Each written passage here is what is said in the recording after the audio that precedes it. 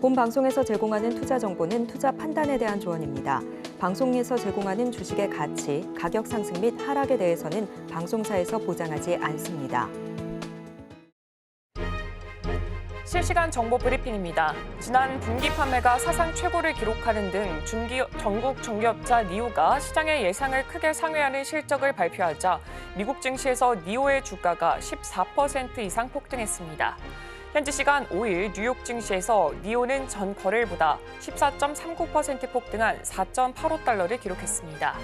니오는 이날 실적 발표에서 지난 분기 판매량이 57,370대라고 밝혔습니다. 이는 사상 최고치인 것은 물론 전년 대비 144% 급증한 것입니다. 이에 따라 매출도 24억 달러를 기록했고 전년 대비 99% 급증했습니다.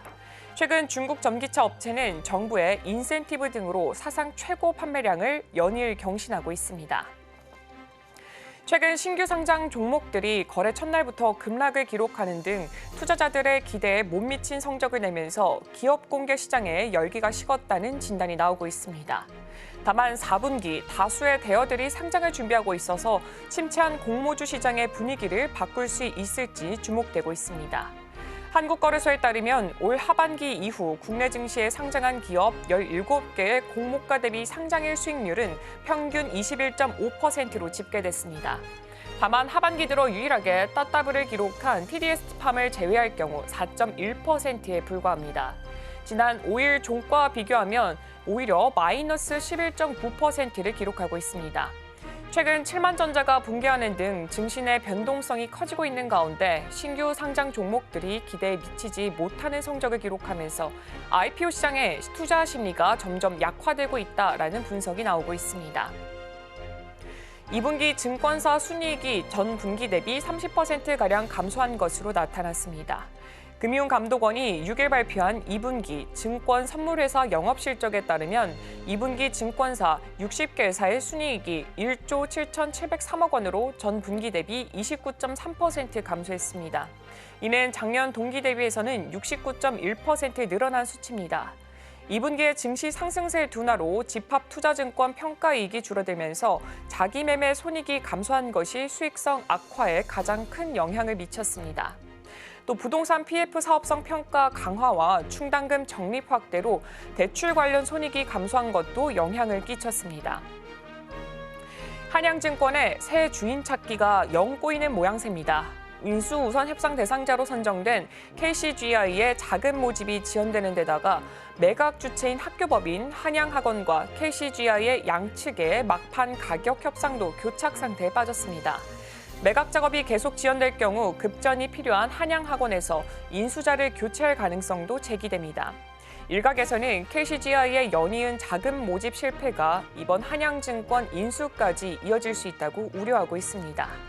이에 대해 KCGI 관계자는 다음 주까지 한양증권 인수자금을 모집하는 데 문제가 없다며 넥스틴 투자도 다시 진행할 것이라고 밝혔습니다.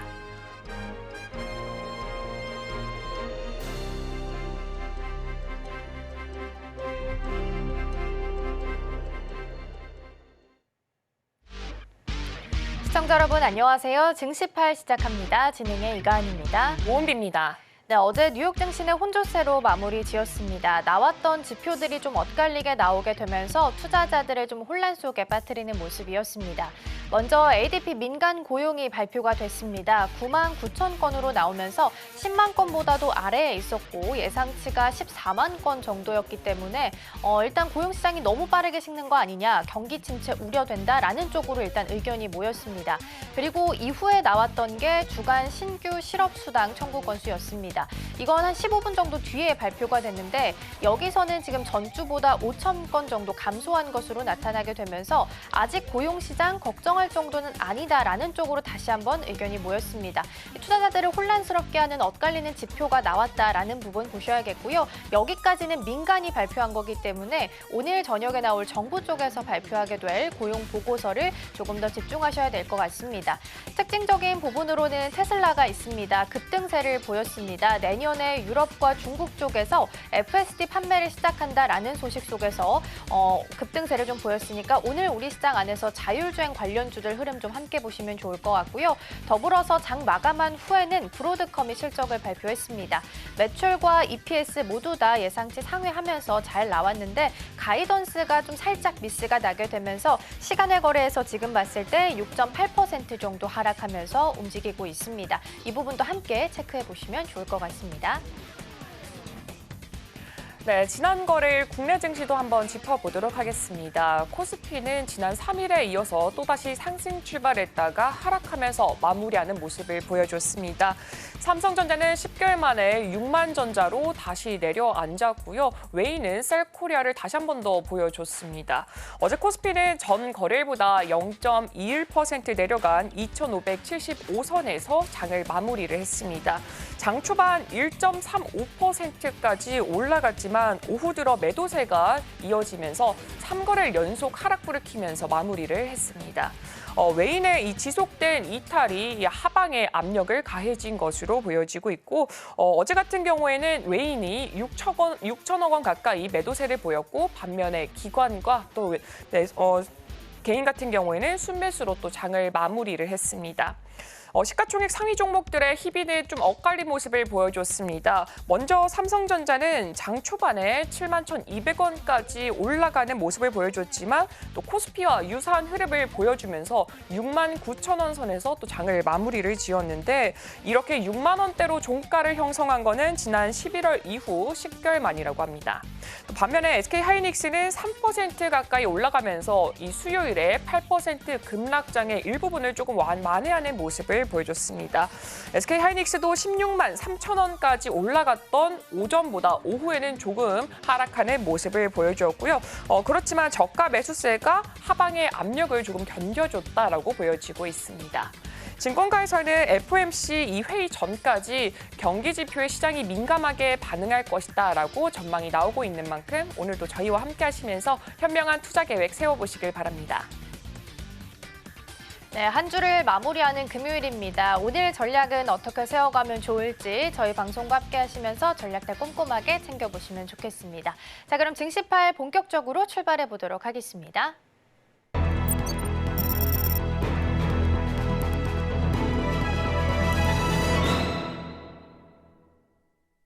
네, 오늘의 포커스 온으로 이어가 보도록 하겠습니다. 오늘 도움 말씀에는 서울경제TV 포커스 온 오민 전문가 화상으로 연결되어 있습니다. 전문가님 안녕하세요. 네, 안녕하세요. 네, 먼저 전문가님 종목 두 가지 한번 리뷰해보면 좋을 것 같습니다. 삼성물산하고 삼성화재 이 두 종목 살펴보면 좋을 것 같은데요. 일단은 저 PBR 관련주들 계속해서 시장에서 주목도가 높게 작용하고 있습니다. 그렇지만 이 두 종목 같은 경우에는 어제장에서 하락세를 보여준 만큼 지금이 매수 기회라고 다시 봐도 괜찮을까요? 예, 삼성화재 같은 경우에는 지금 매수세 지금 일단은 어제 음봉이 나와줬거든요. 그리고 지금 지수가 그렇게 좋은 편이다라고 이제 보여지진 않아요.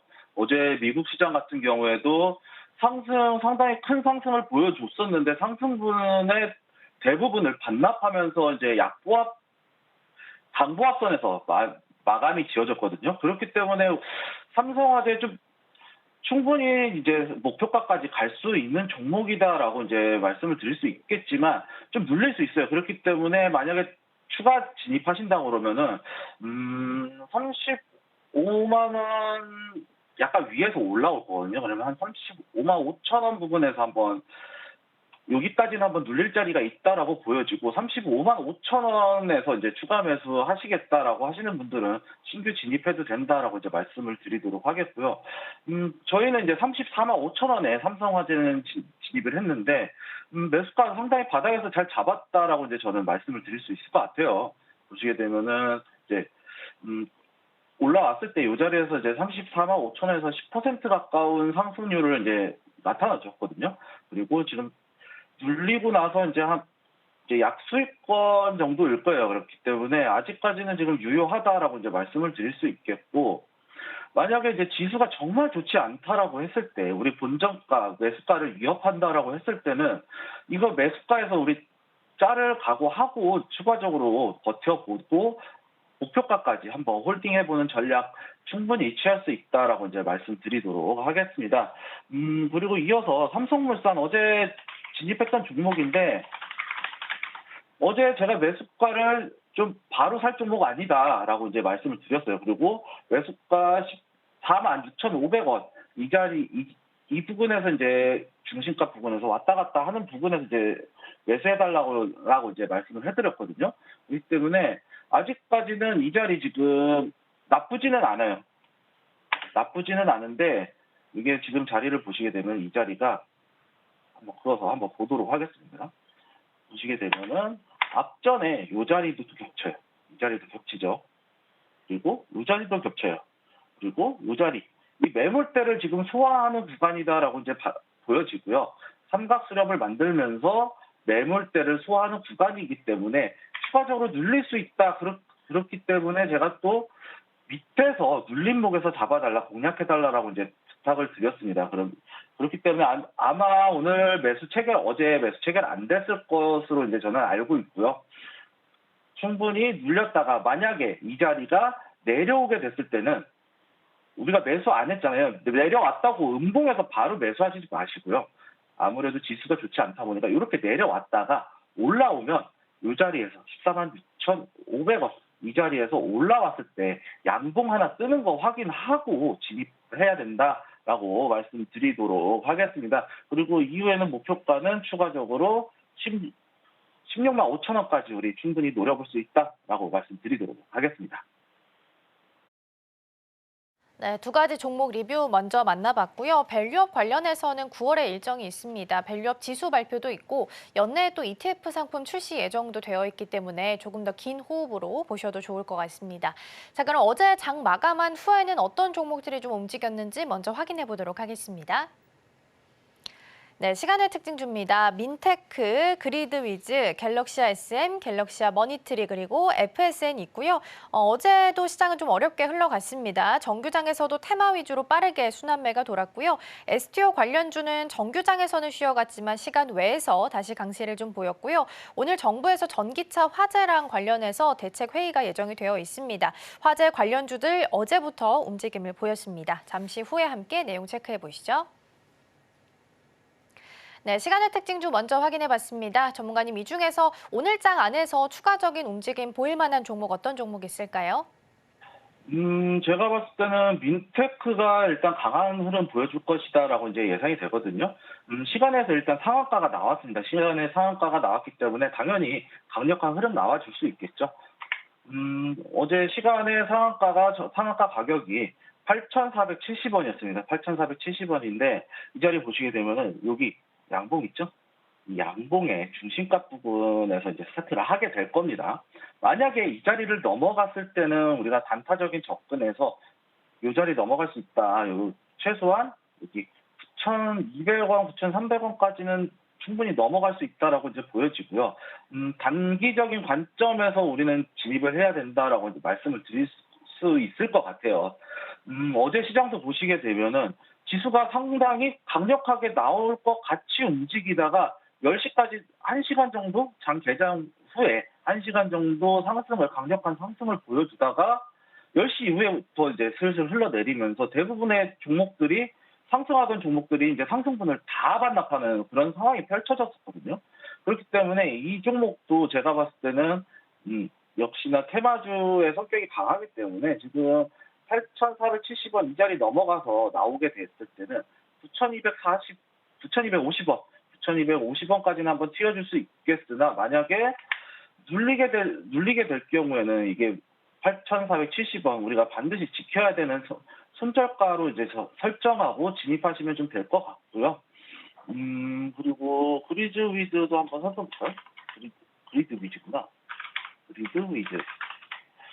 그리드위즈는 조금 패스해도 될 것 같아요. 보시게 되면 음봉인데 시간에서 7.21% 상승했는데 29,000원 부분이에요. 이 자리가 어떻게 보면 박스가 이제 막 진입하는 위치인데 이 자리에서 지지받고 넘어가게 되면은 이제 박스권 상단까지 한번 노려볼 수 있는 위치까지 충분히 있을 수 있거든요. 그런데 좀 불안해요. 사실은 지금 일단은 신규 상장 중인 것도 그렇고 일단은 거기에다가 단기적으로 이렇게 하방 추세를 그려주고 있기 때문에 상단까지는 올라가기 어려울 수도 있다라고 말씀드리도록 하겠고요. 토큰형 증권 STO 관련주 갤럭시 SM도 한번 살펴볼까요? 갤럭시 SM은 조금 아닐 것 같습니다. 보시게 되면은 2,765원인데 이 자리거든요. 이 자리인데 이 자리에서 지금 계속해서 보시게 되면 추세가 고점을 이렇게 4번이나 두드려 맞고 있어요. 이렇게 위에서 눌러주고 있어요. 압력을 가하고 있다는 얘기니까 추가적으로 지금 여기서 바로 가더라도 금방 내려올 것 같기 때문에 좀 어려워 보인다라고 말씀을 드릴 수 있겠고요. 갤럭시 하모니트리도 한번 살펴볼까요?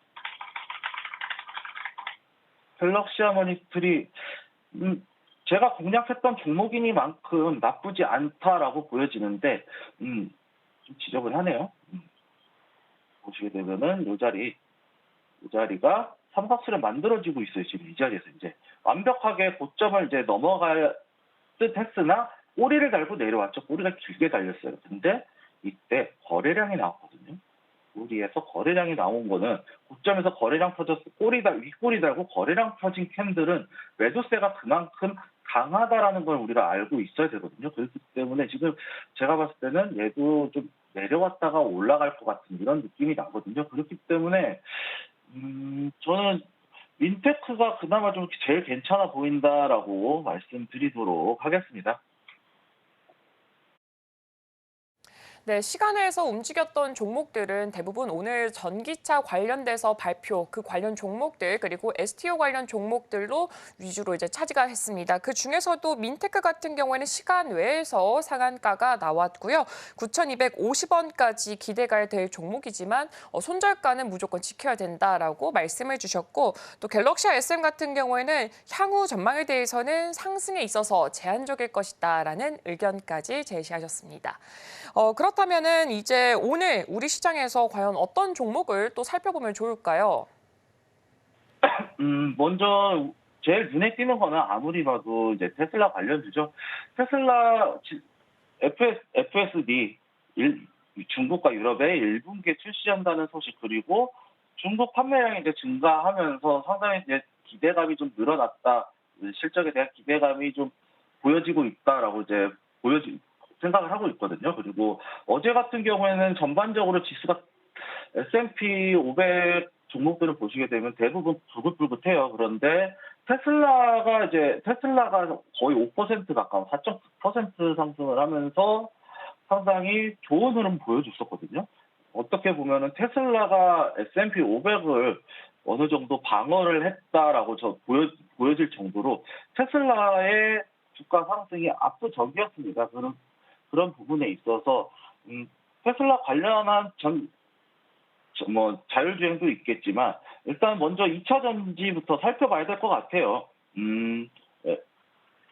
테슬라 관련한 2차 전지는 아무래도 LG엔솔이겠죠. LG엔솔 보시게 되면 LG 에너지 솔루션 살펴보시게 되면은 위치 정말 좋아요. 정말 좋아하는 패턴인데 내려왔다가 지금 정고점을 한번 이제 뚫어냈거든요. 이렇게 한번 뚫어냈어요. 뚫어냈는데 이 위치에서 바로 안 내려오고 박스를 치고 있어요. 제가 이제 말씀을 드렸다시피 제가 지난번에도 2차 전지 관련해서 이제 LG 에너지 솔루션을 이제 한번 관심을 가져봐야 된다라고 이제 한번 언급했던 적이 있었던 것 같아요. 보시게 되면은 바로 눌릴 줄 알았는데 지금 여기서 단기적으로 박스 쳐주고 있거든요. 그렇다라는 것은 지금 이 구간대를 한번 살펴봐야 된다는 얘기예요. 그러면 이 앞전을 차트를 좀 키워서 보시게 되면은요. 이렇게 정고점 매물 기가 막히게 딱 소화를 시키는 구간이다라고 이제 소화를 시키는 구간이 시작됐다라고 이제 말씀을 드릴 수 있겠고 그렇다라는 것은 앞으로 추가적으로 이 자리 39만 원 부분을 이탈하지 않는다면 충분히 좋은 흐름 일 것이다라고 보여집니다. 그리고 삼성 SDI 한번 같이 봐야겠죠. 네, 이렇게 해서 전반적인 흐름 좀 살펴보고 있습니다. 지금 음성 상황이 좋지 않아서 먼저 좀 정리를 해보도록 하겠습니다. 전반적으로 오늘 주목해 볼 만한 섹터는 테슬라 쪽으로 연관을 좀 지을 수 있을 것 같습니다. 테슬라가 어제 좀 뉴욕 시장 안에서 반등에 성공을 했기 때문에 오늘 같이 수혜를 받아갈 수 있을 2차 전지 관련주들도 함께 보시면 좋을 것 같고요. 특히나 중국과 유럽 쪽에 내년에 지금 FSD 판매하겠다라는 소식을 전한 바 있기 때문에 관련해서 오늘 자율주행 관련주들도 함께 보시면 좋을 것 같습니다. 모바일 어플라이언스나 모트렉스가 어제 또 시외에서도 상승부를 좀 켰으니까 함께 보시면 좋겠습니다. 자, 그렇다면 전문가님 이 중에서 오늘 탑픽 종목 어떤 종목이 좀 있을까요? 저는 LG 에너지 솔루션을 이제 아까 말씀드린 대로 LG 에너지 솔루션을 이제 탑픽 종목으로 선정을 했는데요. 아까 말씀드린 대로 제가 이제 박스권 말씀드렸었죠. 박스권 말씀드린 대로 손절가는 이제 39만 원 잡으시면 될 것 같아요. 소폭 내려서 39만 원을 이제 잡아서 이후에 손절가 반드시 지켜줘야 된다라고 말씀을 드리고 싶고요.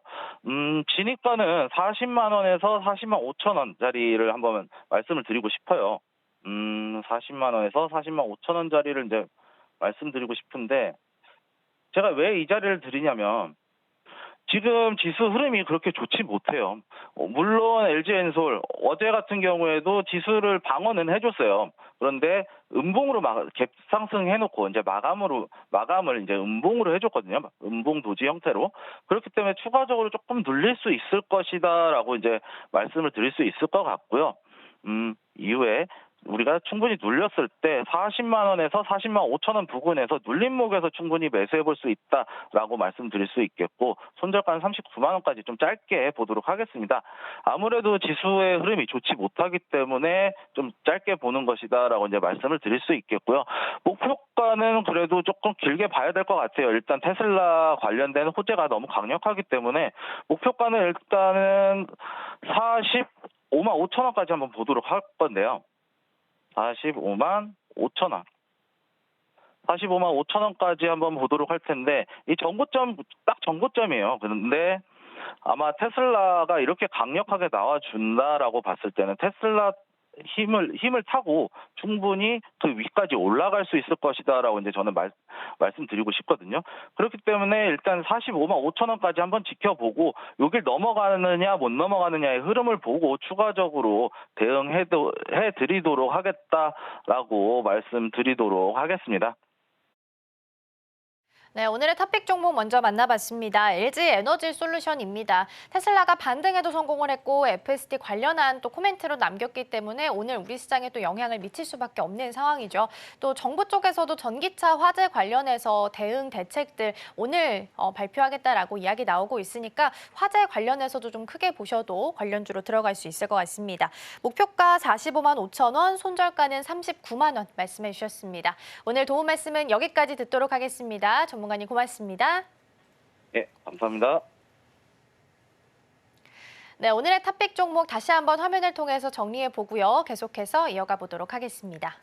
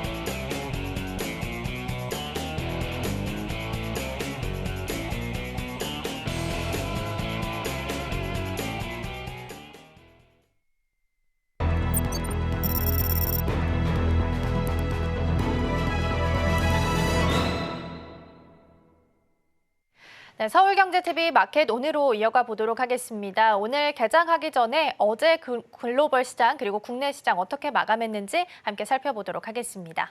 네, 먼저 첫 번째로 글로벌 이슈부터 확인해 보도록 하겠습니다. 네, 간밤에 뉴욕 증시 3대 지수는 일단 혼조세로 마감을 했습니다. 나스닥 같은 경우에는 0.25% 소폭 상승하면서 마무리했고요. 반면에 S&P 500 그리고 다우존스 같은 경우에는 0.5% 하락하면서 마무리를 했습니다. 그렇다면 간밤에 있었던 이 시장에서 과연 어떤 것들이 주요 키워드로 자리 잡았는지 확인해 보도록 하겠습니다. 일단 ADP에 따른 이 고용 보고서가 나왔습니다. 8월에 미국의 민간 기업 고용이 전월 대비 9만 9천 명이 증가를 했다라는 보도가 나왔는데 이렇게 다우존스가 집계했던 전문가 전망치를 조금 크게 밑도는 수치였고요. 2021년 1월 이후에 좀 최저치를 기록했다라는 소식이 있었습니다. 그리고 테슬라 같은 경우에는 이 FSD 소프트웨어를 내년 중국과 유럽에 출시할 계획이다라고 발표를 하면서 5% 가까운 급등세를 또 보여주기도 했습니다. 그리고 주요 빅테크 기업들도 대부분은 강세를 좀 보여줬는데요. 아마존닷컴 같은 경우에는 2% 이상, 애플과 알파벳도 0.69%, 0.5% 올라가면서 마무리 지었습니다. 국제유가 같은 경우에는 오펙 플러스의 증산 연기에도 소폭 하락하면서 마무리 지었습니다. 그럼 오늘 제가 준비한 이슈들 확인해 보겠습니다. 첫 번째는 엔비디아 관련 이슈고 이어서 아까도 말씀드렸다시피 테슬라 관련된 자세한 이슈 준비가 됐습니다. 그리고 인텔에 대한 추가 소식이 나와서 좀 준비를 해봤고요. 그리고 비트코인 요즘 시장에서 좀 다시 한 번 더 코인이 주목받고 있는 만큼 어떤 요인이 있는지 그리고 US 스틸도 어제 이어서 다시 한 번 더 추가 소식 준비해봤습니다. 마지막으로 일본에서 또 금리 추가 인상에 대해서 말이 나오는 만큼 자세하게 한번 분석해봤습니다. 먼저 첫 번째 이슈부터 열어보도록 하겠습니다. 네, 일단 엔비디아가 이 일본의 신생 기업인 사카나 AI에 투자하고 협력하기로 했다라는 소식이 나왔습니다. 일단 이 사카나 AI 같은 경우에는 이 자연에서 얻은 영감을 아이디어로 이제 만들고요. 기초 AI 모델 개발을 자동화하는 이 기술을 현재 연구하고 있습니다. 월스트리트 저널에 따르면은 이 사카나 AI는 엔비디아를 포함해서 이 투자자 그룹부터 1억 달러 하나로 쳤을 때 약 1,337억 원을 이렇게 모금을 했습니다. 이 자금을 활용해서 일본 내에서 AI 연구와 더불어서 뭐 데이터 설립이라던가 아니면 AI 커뮤니티 구축을 현재 진행할 계획이고요. 엔비디아와의 협력까지 지금 계획을 수립한 상태입니다. 하지만 여기서 엔비디아가 이제 구체적인 투자 금액 자체를 공개하지는 않았습니다. 일단 사카나 AI는 사업 초기 단계 자금 모금에서 이렇게 미국의 벤처 캐피털, 뉴엔터프라이즈 어소시에이트 아니면 코슬라 벤처스, 럭스 캐피털 여기서부터 이제 출자를 받았고요. 특히 올해 1월 같은 경우에는 럭스 캐피털이 주도한 이 펀딩에서 3천만 달러, 이제 하나로 쳤을 때 약 401억 원을 조달한 바가 있습니다. 엔비디아의 이 젠슨 왕 CEO 같은 경우에는 이 사카나 AI 팀이 엔비디아의 이 고성능 컴퓨팅 플랫폼을 사용을 해서 최첨단 AI 이 모델을 개발을 하고 과학적 연구와 발견을 더욱더 빠르게 진행을 하면서 또 일본에서 이 AI 기술을 굉장히 빠르게 확산시키고 있다라고 발표한 바가 있습니다. 이 사카나 AI는 미국의 구글 출신 AI 연구진들이 지난해 7월에 미국에 설립했던 신생 기업이고요. 현재는 유니콘 기업, 즉 기업 가치 자체가 10억 달러 이상인 비상장 스타트업으로 성장할 것으로 평가를 받고 있습니다. 일본 니케이 같은 경우에는 작년에 이 사카나 AI가 일본발 기업으로는 가장 빠른 속도로 이 유니콘 기업에 도달할 것이다라고 성장 예상을 좀 본 적도 있고요. 이런 투자와 협력은 이 사카나 AI의 기술 개발 그리고 또 일본 내에 있어서 이 AI 생태계 확장에 중요한 전환점을 마련할 것으로 보여지고 있습니다. 이어서 두 번째 소식 열어보도록 하겠습니다. 이 테슬라의 소환 기능이 더욱더 스마트해져서 출시됐다라는 보도가 나왔습니다. 최근에 테슬라는 Actually Smart Summon 기능이라는 것을 발표를 했습니다. 이 기능 같은 경우에는 일론 머스크 CEO가 2016년부터 출시를 계속해서 예고해 왔고요. 원래는 2022년까지 출시가 될 예정이었지만 실제 출시 같은 경우에는 약 2년 정도 좀 지연이 됐습니다. 이 출시 노트에 따르면요, 테슬라는 이 기능을 소개를 하면서 차에 탑승을 하지 않고도 차량이 스스로 당신에게 다가오거나 선택한 장소로 이동할 수 있다. 마치 마법처럼 느껴질 것이다 라고 설명을 했습니다.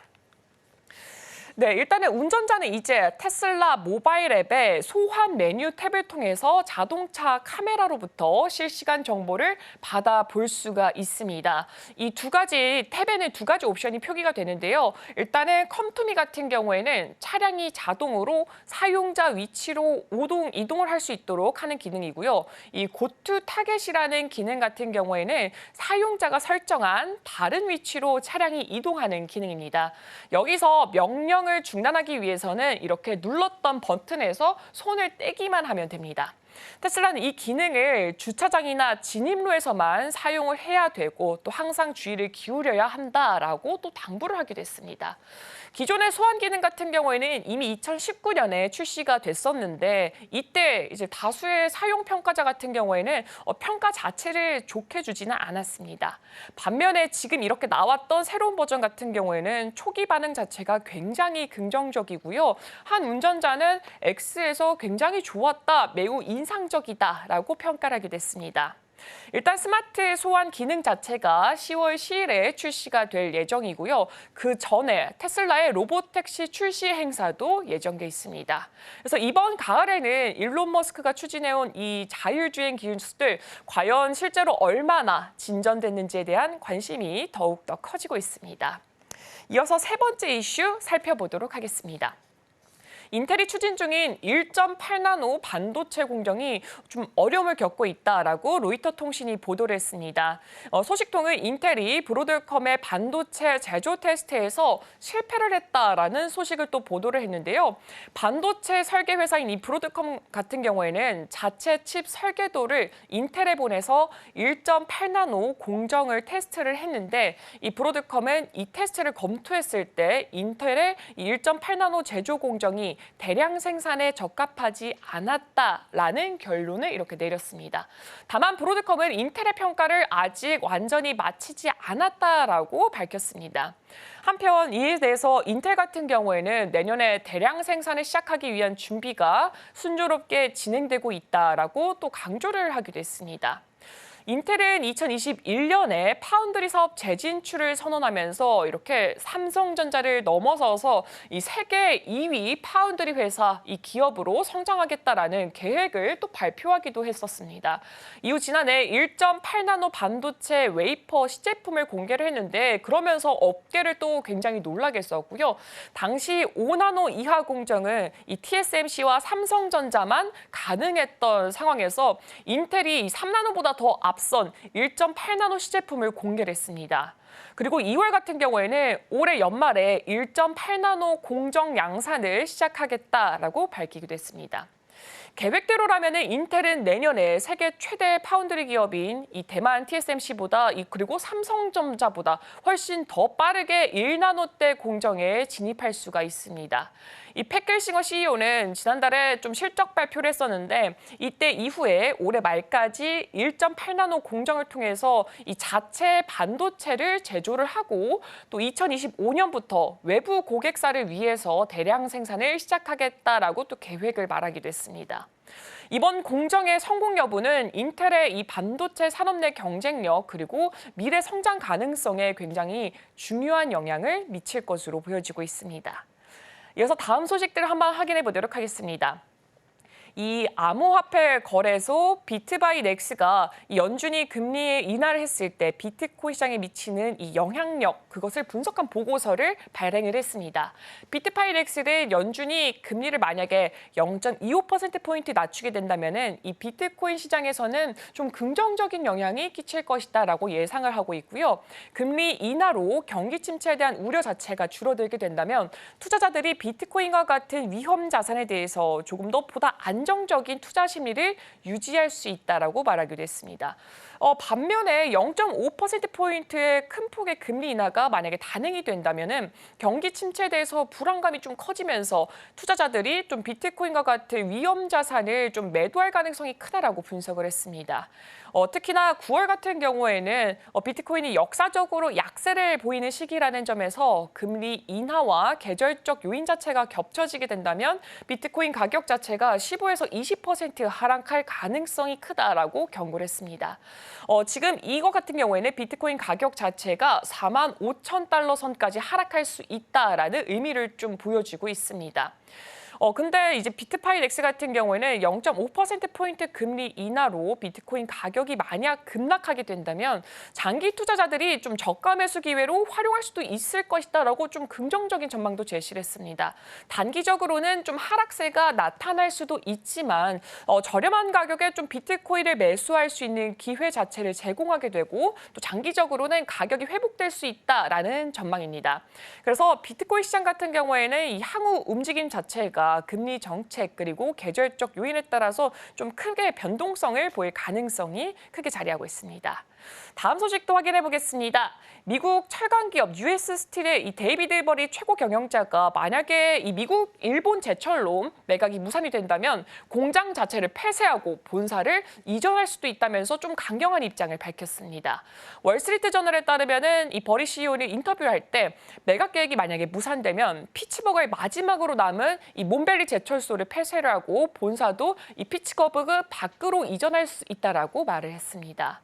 버릿은 일본 제철이 US 스틸에 투자하기로 했던 이 30억 달러, 하나로 약 4조가 좀 넘어가는데 공장의 경쟁력을 유지하고 근로자 일자리를 유지하는 데 매우 중요하다라고 강조하면서 거래가 안 된다면 이런 일들도 안 되고 그럴 만한 돈도 없다라고 입장을 전했습니다. 또한 인수를 실패했을 때 아칸소주 공장처럼 자본 집약도가 낮은 방식으로 전환을 해야 되고 그렇기 때문에 피츠버그의 마지막 공장인 몬벨리 공장을 폐쇄하고 본사를 이전해야 된다라고 언급을 했습니다.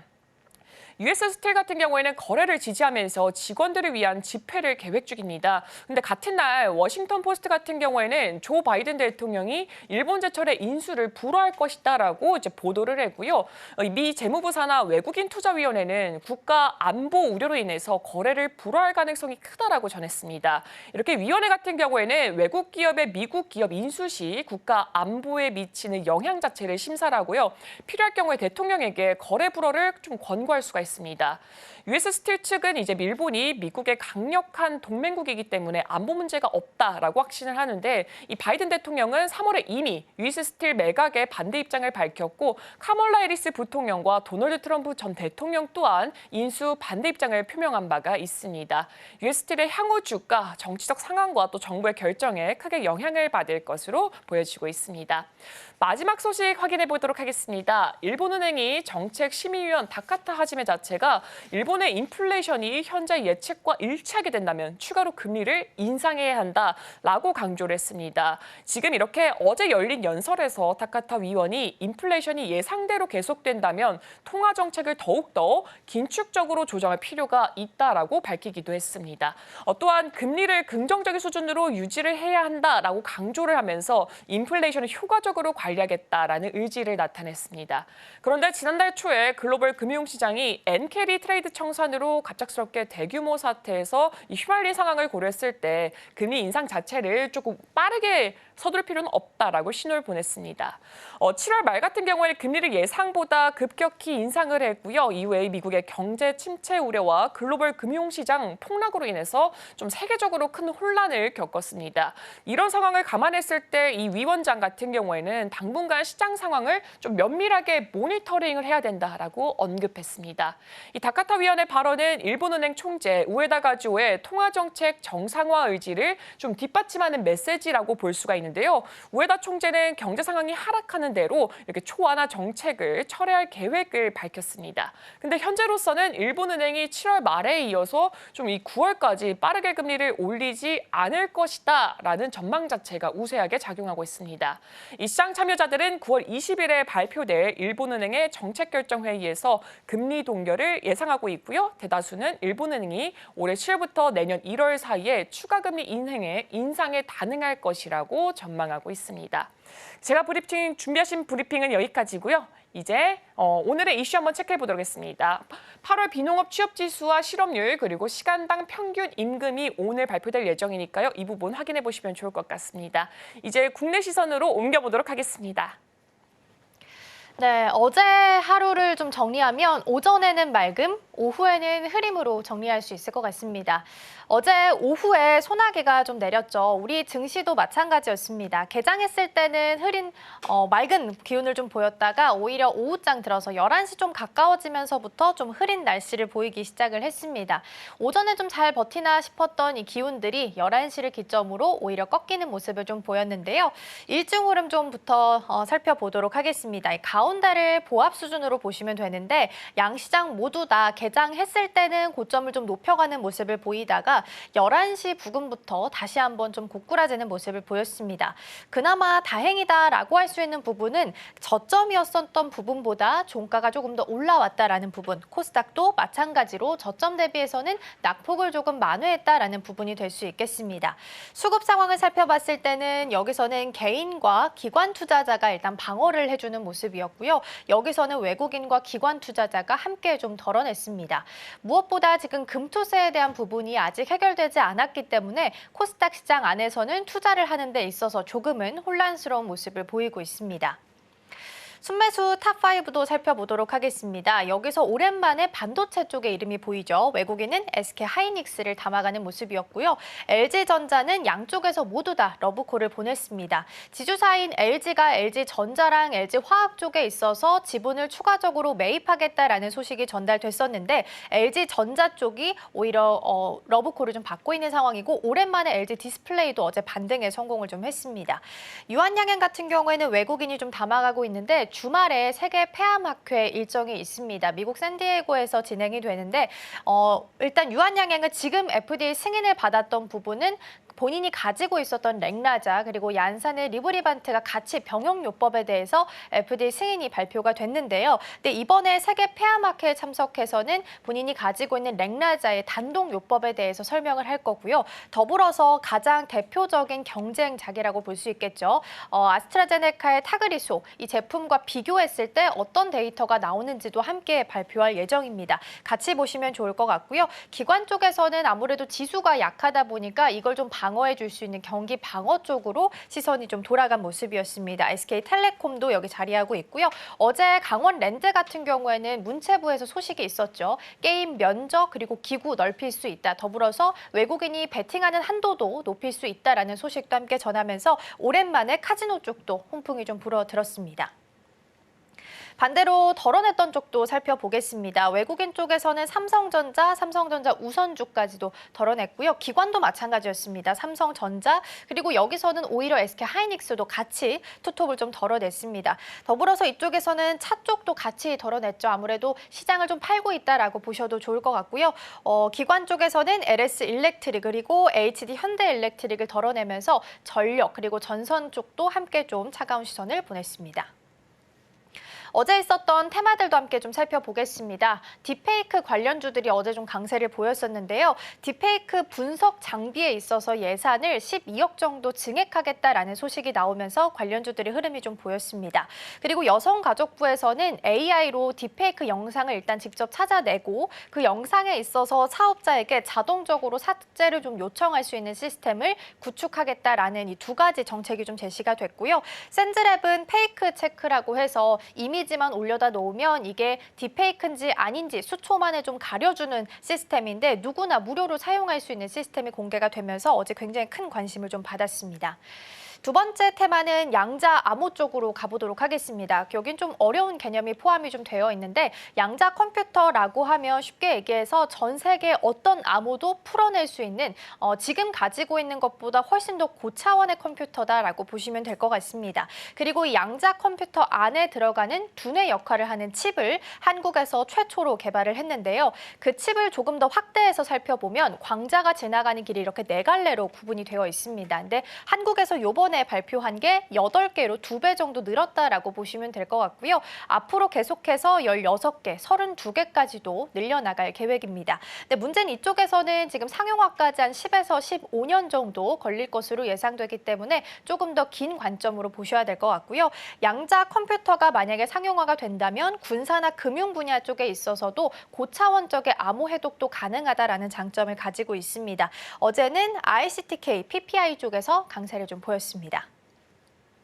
마지막 테마는 전기차 화재 보겠습니다. 아무래도 오늘 일정을 좀 앞두고 있다 보니까 어제부터 시세를 좀 보였는데요. 국조실에서 오늘 안전관리 대책을 발표할 예정입니다. 더불어서 이미 배터리 제조사 공개는 권고가 된 상태고 또 소방청에 있어서도 예산안을 좀 크게 늘리면서 전반적으로 전기차 화재를 예방하기 위한 대책 마련에 나서는 모습입니다. 그래서 한빛레이저 같은 경우에는 배터리 제조사가 공개가 된다면 레이저로 새길 수 있기 때문에 관련주를 지금 속해 있고요. 한농화성이나 민테크 쪽도 함께 보시면 좋겠습니다. 자, 이번에는 이슈 좀 살펴볼 텐데요. 국민연금 안에 들어있는 포트폴리오 좀 살펴보고자 합니다. 먼저 덜어냈던 쪽부터 살펴볼 텐데요. 건설과 운수 업종에 대해서는 좀 매도하는 모습을 담아내는 모습을 보였습니다. 금리 인하 수혜가 되기 때문인데요. 일단 종목들로 좀 살펴봤을 때 GS건설 그리고 HDC 현대산업개발이 있습니다. 무엇보다 수도권 부동산 경기가 회복세를 좀 보이고 있고 더불어서 HDC 현대산업개발 같은 경우에는 5조 원 규모의 광운대 역세권에 있어서 사업도 승인을 받은 바 있습니다. 그리고 운수업종 쪽에서 봤을 때 탑픽 종목으로는 CJ 대한통운이 있습니다. 아무래도 요즘 알리나 테무처럼 해외 배송을 많이 하다 보니까 이커머스 활성화도 여기에 도움이 되고 있고요. 알리 같은 경우에는 CJ 대한통운하고 같이 재계약을 했고 신세계 G마켓 배송도 전담하고 있기 때문에 괜찮은 종목이다라고 보고 있는 것 같습니다.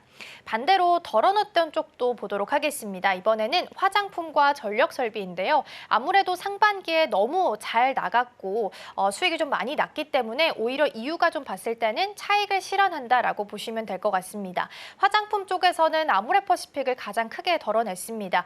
2분기에 일단 부진한 실적을 발표했습니다. 가장 큰 이유는 중국 쪽의 비중이 높았기 때문이었겠죠. 그래서 이거를 비중국으로 지금 피봇을 하고 있는데 이 피봇하는 과정 속에서도 연간 1,000억 원 정도씩 계속 적자가 날 것으로 전망이 좀 되고 있습니다. 그래서 일단은 좀 길게 보셔야 될 것 같고요. LS 일렉트릭 이쪽은 MSCI 지수 편입이 됐던 종목입니다. 일반적으로 리밸런싱이 되기 60일 전부터 리밸런싱 되는 그 당일까지가 가장 높은 상승률을 기록을 하는데 실제로 지수 편입이 되고 나서부터는 계속해서 주가가 좀 지지부진한 상황입니다. 앞서서 살펴봤던 것처럼 기관 쪽에서도 순매도 탑5 안에 들어가 있는 종목이기도 하죠.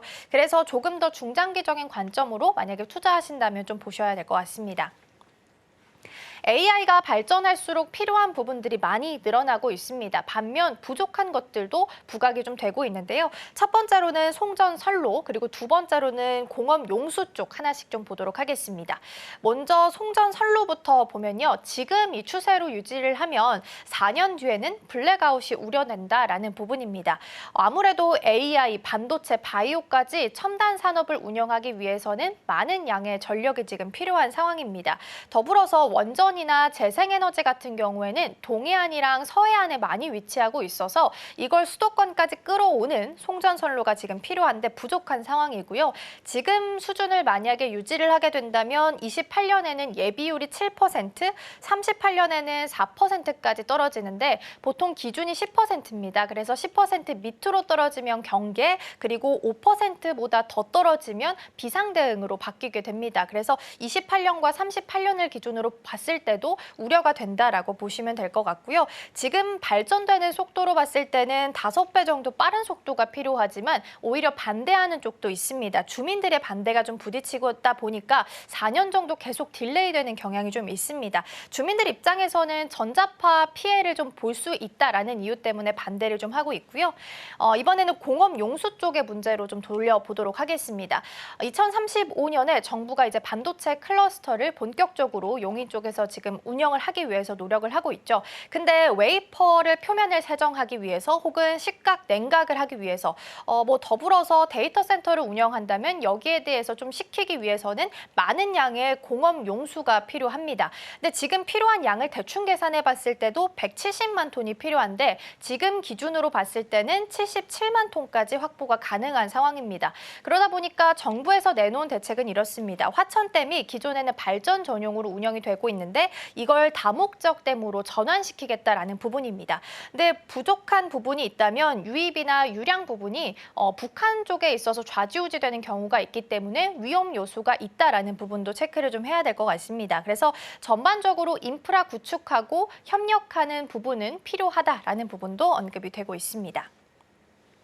이번에는 방산 쪽도 함께 살펴보겠습니다. 지금 폴란드 쪽에서 국제방위산업 전시회가 진행이 되고 있죠. 3일부터 시작이 됐고요. 유럽 3대 방산 전시회라고 해서 프랑스랑 영국에 이어서 지금 폴란드에서 하는 게 가장 큰 전시회다라고 보시면 될 것 같아요.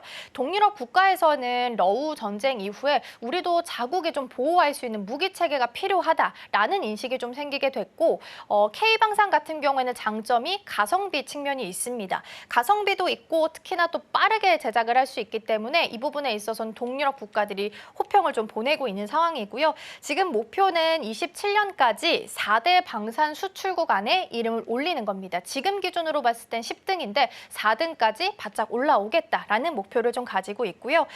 정부가 주도하는 전시회가 필요하다라는 코멘트도 있습니다. 아무래도 무기를 사는 바이어 자체가 정부를 대상으로 하다 보니까 우리나라도 정부가 주도하는 전시회 그리고 정부가 주도하는 세일즈가 필요하다라는 의견이 나오고 있는 상황입니다. 이 전시회에서 나왔던 좀 인기가 있었던 종목들을 좀 정리를 해봤는데 일단은 K2 전차는 워낙 잘 알고 있죠. 현대 로템이 개발을 했고 자동 장전 기능을 보유하고 있습니다. 자동 장전이 되기 때문에 여기 들어가는 병력을 조금 줄일 수 있다라는 장점을 가지고 있고요. FA50 같은 경우에는 현지 수리 지원 서비스가 있습니다. 이게 오히려 동유럽 국가에서는 좀 먹히고 있는 전략이다라는 부분도 함께 보시면 좋겠습니다. 오늘 일정 체크도 함께 좀 해보도록 하겠습니다. 앞서서 설명드린 것처럼 오늘 전기차 화재 관련해서 안전대책이 마련이 될 예정입니다. 그래서 어제부터 시세가 났기 때문에 관련주들의 흐름도 함께 좀 보시면 좋을 것 같고요. 그리고 게임 스포츠 페스티벌 자리하고 있고 더불어서 앞서 설명드린 것처럼 세계 폐암학회 자리하고 있습니다. 유한양행은 랭라자를 단독으로 썼을 때 어떤 효과가 있는지 발표하고 더불어서 HLB 같은 경우에는 리보세라니 발표도 함께 예정이 되어 있기 때문에 주말 사이 흐름도 함께 보시면 좋을 것 같습니다. 오늘 투자하실 때 참고하시면 좋겠고요. 오늘 브리핑은 여기까지 전해드리겠습니다.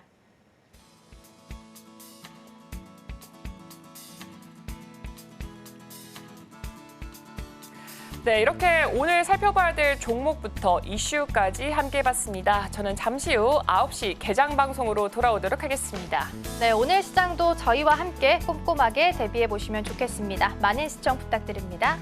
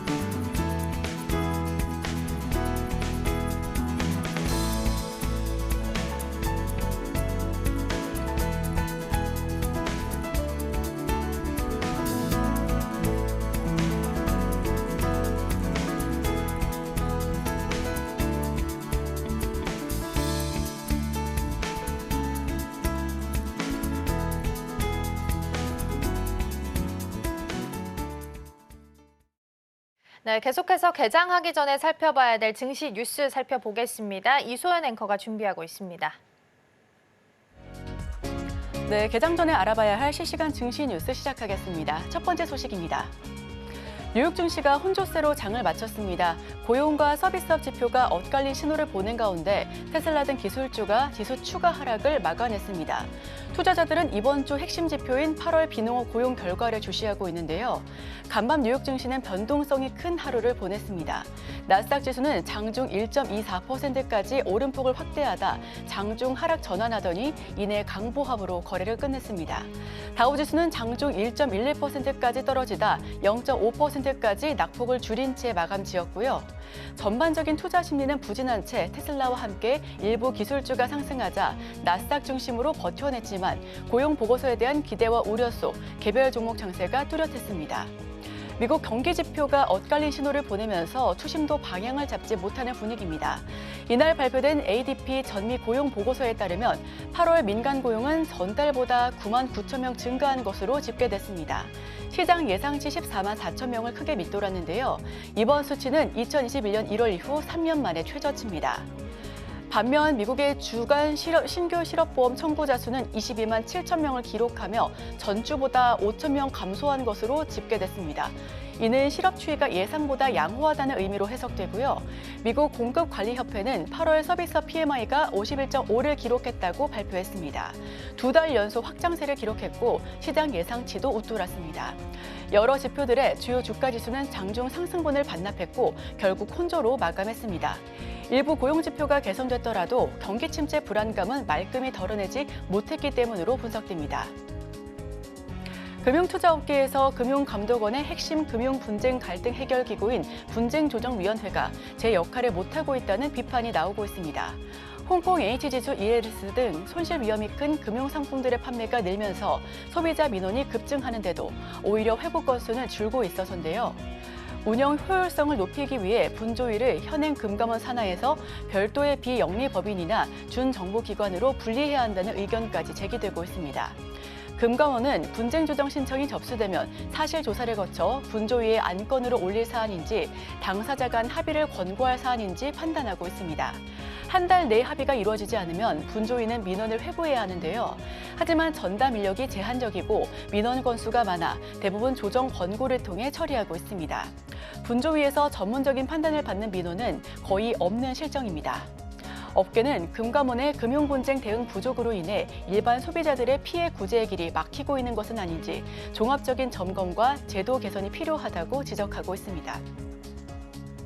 오늘 11월 서울 강동구 둔촌동 올림픽파크 포레온에 입주를 앞두고 예비 입주자들이 혼란에 빠졌습니다. 정부가 가계대출 규제에 나서면서 은행권이 조건부 전세자금 대출 취급을 중단했고 자금이 부족한 수분양자와 조합원들의 한숨이 커지고 있는 건데요. 금융권에 따르면 KB국민과 신한, 우리, NH농협은행은 일반 분양을 비롯한 모든 주택에 조건부 전세자금 대출 취급을 일괄 제한합니다. 일반 분양자가 전세 임차인을 구하고 임차인이 전세대출을 받는 당일 그 보증금으로 분양대금을 완납하는 것이 불가능하다는 건데요. 한 둔촌주공 분양자는 분양가 상한제 아파트에 대한 실거주 의무가 3년간 유예돼 전세를 놓으려고 했는데 조건부 전세대출 규제에 막막한 상태라며 신규 입주에 한해서는 정부와 은행이 조건부 전세대출을 허용해야 한다고 목소리를 높였습니다. 금융당국은 금융권과 부동산 전문가 등이 참석하는 대출 실수요자 간담회를 열고 실수요자 피해를 최소화해달라고 은행권에 당부했습니다. 특히 이복현 금감원장은 은행마다 상품 운용이 들쭉날쭉하기 때문에 실수요자의 혼란이 커지고 있다며 가계대출을 관리하는 추세가 늦어지더라도 실수요자에게 부담을 안 드리는 쪽으로 가야 한다고 전했습니다. 고용지표가 잇따라 둔화한 것으로 나타남에 따라 경기 둔화 우려로 비트코인도 하락하고 있습니다. 6일 오전 6시 30분 기준 코인 마켓캡에서 비트코인은 24시간 전보다 3.08% 급락한 56,200달러를 기록하고 있습니다. 비트코인은 약 1시간 전 55,797달러까지 떨어져 56,000달러가 붕괴되기도 했는데요. 팬데믹 이후 뜨거웠던 고용시장이 상당히 둔화하고 있습니다. 이는 경기 위축에 대한 우려를 부추겼고요. 이에 따라 비트코인이 급락하고 있는 것으로 해석되고 있습니다. 비트코인이 하락하자 시총 2위 이더리움은 3.15%, 시총 5위 솔라나는 3.55% 각각 급락하는 등 대부분 코인이 하락하고 있습니다. 최근 ESS 수요가 빠르게 늘고 있습니다. 그 이유로 글로벌 친환경 정책 기조에 힘입어 신재생 에너지 산업이 성장하고 있기 때문이고요. 신재생 에너지는 전력 생산량 및 사용 시점을 어떻게 조절하느냐가 관건입니다. 원활히 조절되지 않으면 과전류나 정전을 겪을 수가 있고요. 이러한 문제의 대안으로 ESS가 부상하고 있습니다. S&E 리서치는 올해 글로벌 ESS 시장 규모를 400억 달러로 전망하고 있습니다. 이는 지난해 대비 27% 상승한 수치고요. 블룸버그 NEF는 보다 과감한 관측을 제시했습니다. 오는 2030년 ESS 시장 규모가 2,620억 달러로 확장할 거란 전망입니다. 이는 2021년 대비 24배 늘어난 수준입니다. 유럽의 ESS 시장 규모도 급속히 늘고 있습니다. 지난해 13.7기가와트에서 2030년까지 76.6기가와트로 약 6배 성장할 것이란 전망이 우세합니다. 2분기 증권사 순이익이 전 분기 대비 30%가량 감소한 것으로 나타났습니다. 다만 이는 전년 동기 대비해서는 69.1% 늘어난 수치인데요. 2분기의 증시 상승세 둔화로 집합투자증권 평가액이 줄어들어 자기매매 손익이 감소한 것이 수익성 악화에 가장 큰 영향을 미쳤습니다. 또 부동산 프로젝트 파이낸싱 사업성 평가 강화와 충당금 적립 확대로 대출 관련 손익이 감소한 것도 영향을 보였습니다. 금감원은 하반기 글로벌 거시 변수 불확실성, 부동산 PF 부실 사업상 구조조정 등 대내외 금융시장 전체 리스크가 상존한다며 증권사의 수익성 및 건전성 악화 가능성 등을 면밀히 모니터링하고 고위험 노출액에 대한 선제적인 손실 그리고 흡수 능력 확충과 적극적인 부실 자산 정리 등을 지도하겠다라고 밝혔습니다. 네, 오늘 제가 준비한 소식은 여기까지입니다. 계속해서 저희와 함께 하시면서 다양한 이야기를 나누시고요. 개장 방송 함께 해보시길 바랍니다.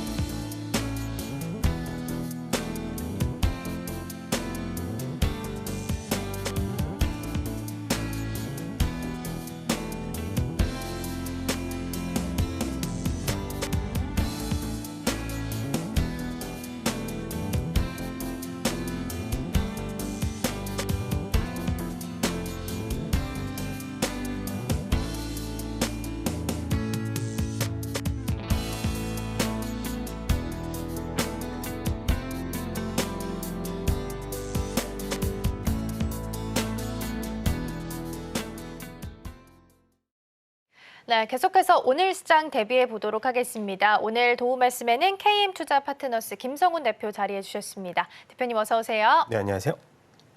네, 어제 우리 시장 좀 돌이켜서 생각해 보면 오전은 그나마 좀 맑았다가 오후에는 좀 흐린 모습을 보였습니다. 계속해서 반등 시도는 하고 있는데 참 어려운 것 같아요. 오늘 이 시장 안에서 반등 될진 모르겠지만 반등의 시그널을 좀 찾아보자면 어떤 게 좀 있을까요? 일단 뭐 경제 지표들이 발표가 좀 예정이 돼 있는 부분, 악재가 해소되기 위해서는 사실 이런 부분들이 뭐 어느 정도의 우리가 예상치로서의 소멸이 돼야 되는 상황도 있을 거고요. 사실 이렇게 생각합니다. 제가 금리 인하의 시작 시기에서는 경기 부진에 따른 단기 악재로 해석을 할 수가 있지만 사실 금리 인하가 단계별로 계속해서 연결이 된다면 유동성의 효과에 대한 타임테이블이 이어질 수 있기 때문에 사실 긍정적인 효과도 장기간 이어진다면 마련이 될 수 있다. 저는 그래서 지금은 좀 인내할 구간이기 때문에 오늘장 갭을 메꾸기 위해서는 사실 이번 주 오늘이 굉장히 중요한 타이밍인데 다음 주 정도 이번에 이제 미국 시장이 일정 부분 힘이 좀 딸리는 모습들을 보여줬기 때문에 뭐 오늘의 갭매기를 좀 기대하기보다는 다음 주에 우리가 코어 종목이었던 반도체에 대한 반등 시그널을 한번 우리가 예상해보는 그런 좀 인내의 시간을 가져봤으면 좋겠고요. 뭐 시장에서는 오늘 이제 우리가 고용보고서 발표도 있습니다. 그래서 고용보고서가 지금 실업률 같은 경우에 4.3, 전월에 4.3 정도에서 이번에 발표가 이제 4.4를 넘어선다면은 사실 금리에 대한 빅컷에 대한 그 예상 가능성들이 너무 커지기 때문에 사실 빅컷이 시장에 그렇게 긍정적이진 않다 저는 이렇게 생각이 됩니다.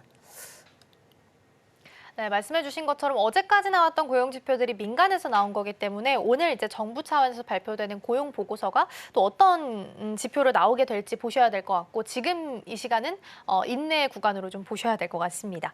아무래도 주도주가 부재하다 보니까 테마단이 좀 빠르게 움직이고 있습니다. 어제도 딥페이크 관련해서 뭐 예산 증액한다라는 이야기 나오면서 관련주들의 흐름이 좀 나쁘지 않았습니다. 근데 일단은 기대감이 큰 상황 속에서 흘러가고 있는데 딥페이크 관련주들 만약에 관심이 좀 있으시다면 어떤 포인트 잡고 좀 전략을 세우면 좋을까요? 네, 먼저 이제 우리가 텔레그램을 이용한 그 범죄가 악용이 되기 때문에 최근에 보니까 텔레그램 이용자 수가 큰 폭으로 늘어났다. 지금 이러한 사건을 계기로 해서 가입자 수가 오히려 더 증폭하고 그러한 범죄에 악용이 될 수 있는 가능성들이 좀 커지고 있다는 측면이 오히려 이런 테마주들의 강세를 이어가게 만들지 않았나 해서 어저께 같은 경우도 양자 컴퓨터 관련주 이런 복잡한 연산을 통해서 암호화를 만들 수 있는 양자 컴퓨터 관련주들 뭐 RCTK라든가 딥페이크 원천 차단 기술 특허를 이제 그 기대감을 갖고 있는 종목들이라든지 우리가 대장주로 역할을 하고 있는 이 모니터랩 그리고 센즈랩 모니터랩 같은 경우는 최근 들어서 우리가 서비스로서의 이 전문 기업으로 웹 방화벽이라든가 보안 웹 게이트 서비스 분야에서 국내 시장을 리딩하고 있는 종목이기 때문에 사실 이런 종목들 대장주 위주로 봐야 되는 건 하지만 사실 계좌에 저희가 이제 포트폴리오 비중을 굉장히 높여서 이런 종목들 트레이딩 하시는 분들이 있을 거란 말이죠. 사실 이런 부분보다는 이제 하루의 정도의 어느 정도의 시장의 이 흐름 트렌드를 익히는 부분으로서의 비중을 좀 높였으면 하는 바람입니다. 네. 네, 그러게 오늘 장 안에서 추가 시세를 이어가게 될지는 잠시 후에 개장한 후에 다시 한번 좀 점검하도록 하겠고요. 다음 주에 이벤트들이 굉장히 빡빡하게 있습니다. 뭐 아이폰 공개도 있고 그 다음 날엔 대선 후보들 TV 토론도 예정되어 있고 미국 CPI나 아니면 ECB 통화정책회의도 예정이 좀 되어 있습니다. 그럼 다음 주 시장을 좀 어떻게 지켜보면 좋을까요?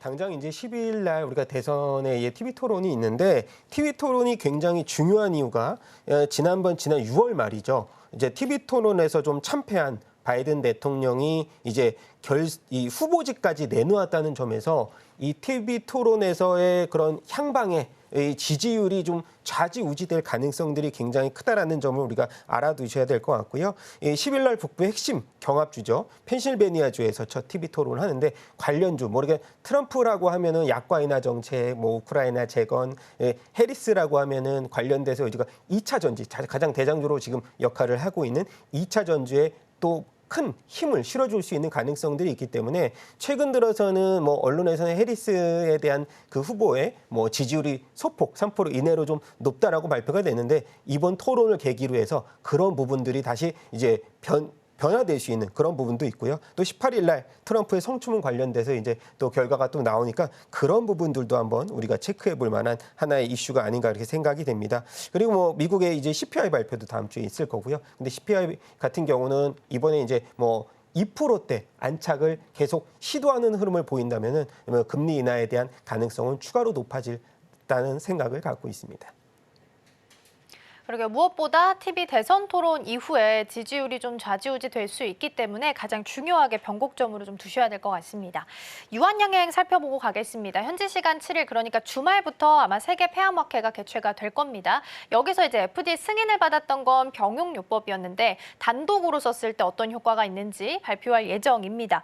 그러면 지금 구간에서 유한양행을 좀 올라타봐도 되는지가 궁금한데 만약에 좀 이게 좀 부담스럽다 하는 분들 기술 이전했던 오스코텍도 있잖아요. 근데 네. 상대적으로 덜 오른 느낌도 좀 있거든요. 이 두 종목을 좀 어떻게 바라보면 좋을까요? 사실은 제가 두 종목 중에서 하나를 픽한다면 당연히 유한양행으로 그 기존에 우리가 매매를 했던 기억을 봤을 때는 대장주의 역할이 가장 시장에서는 큰 건데 사실 지금 경쟁 약물인 아스트라제네카의 타그레소 같은 경우는 이제 단독으로 사용하는 것에 비해서 우리가 그 약가의 그 생명 주기가 좀 더 이제 효능이 우리가 렉나자가 좀 좋다라는 발표를 계속해서 우리가 시장에서는 기대하고 있는데 어제 같은 경우는 주가가 한 6%대 하락을 하면서 마감을 했단 말이죠. 그래서 접근하기는 굉장히 뭐 좋은 구간. 오늘 만약에 뭐 시초가에 조금 밀린다면은 사실 이제 유한양행에 관심이 많으셨던 분들한테는 어느 정도의 기회가 될 거지만 이러한 이 주말에 열리는 세계 폐화마켓가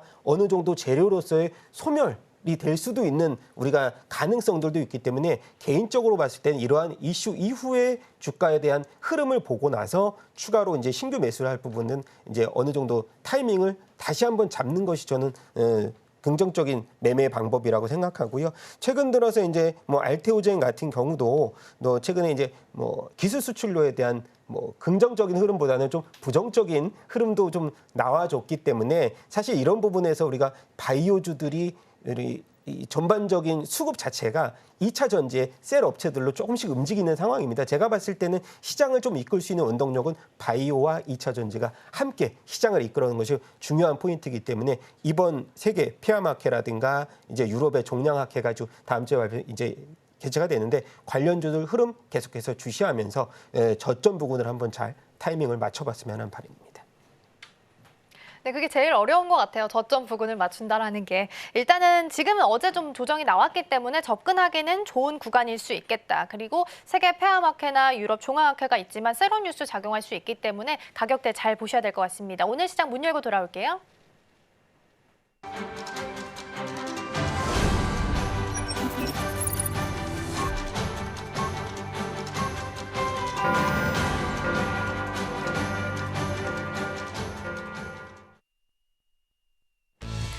네, 9월 6일 금요일 문을 힘차게 열었습니다. 일단 지난 거래 우리 증시 다시 한 번 더 되짚어보자면은 출발은 상승을 하면서 시작을 했습니다. 하지만 오후 들어서 낙폭이 점점 보여주면서 결국에는 약보합세로 또 장을 3거래일 동안 이어서 마감을 했습니다.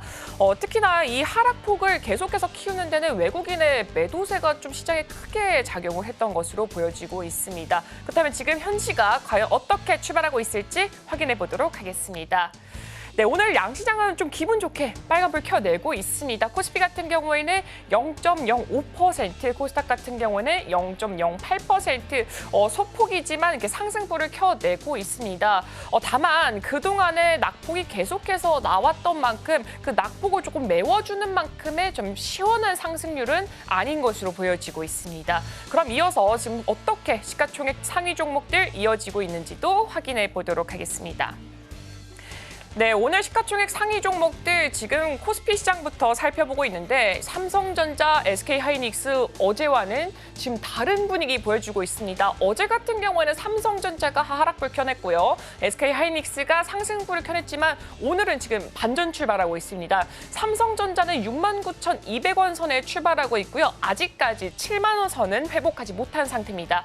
SK하이닉스 같은 경우는 지금 1,600원 정도 하락하면서 15만 7천 원 선에서 출발하고 있습니다.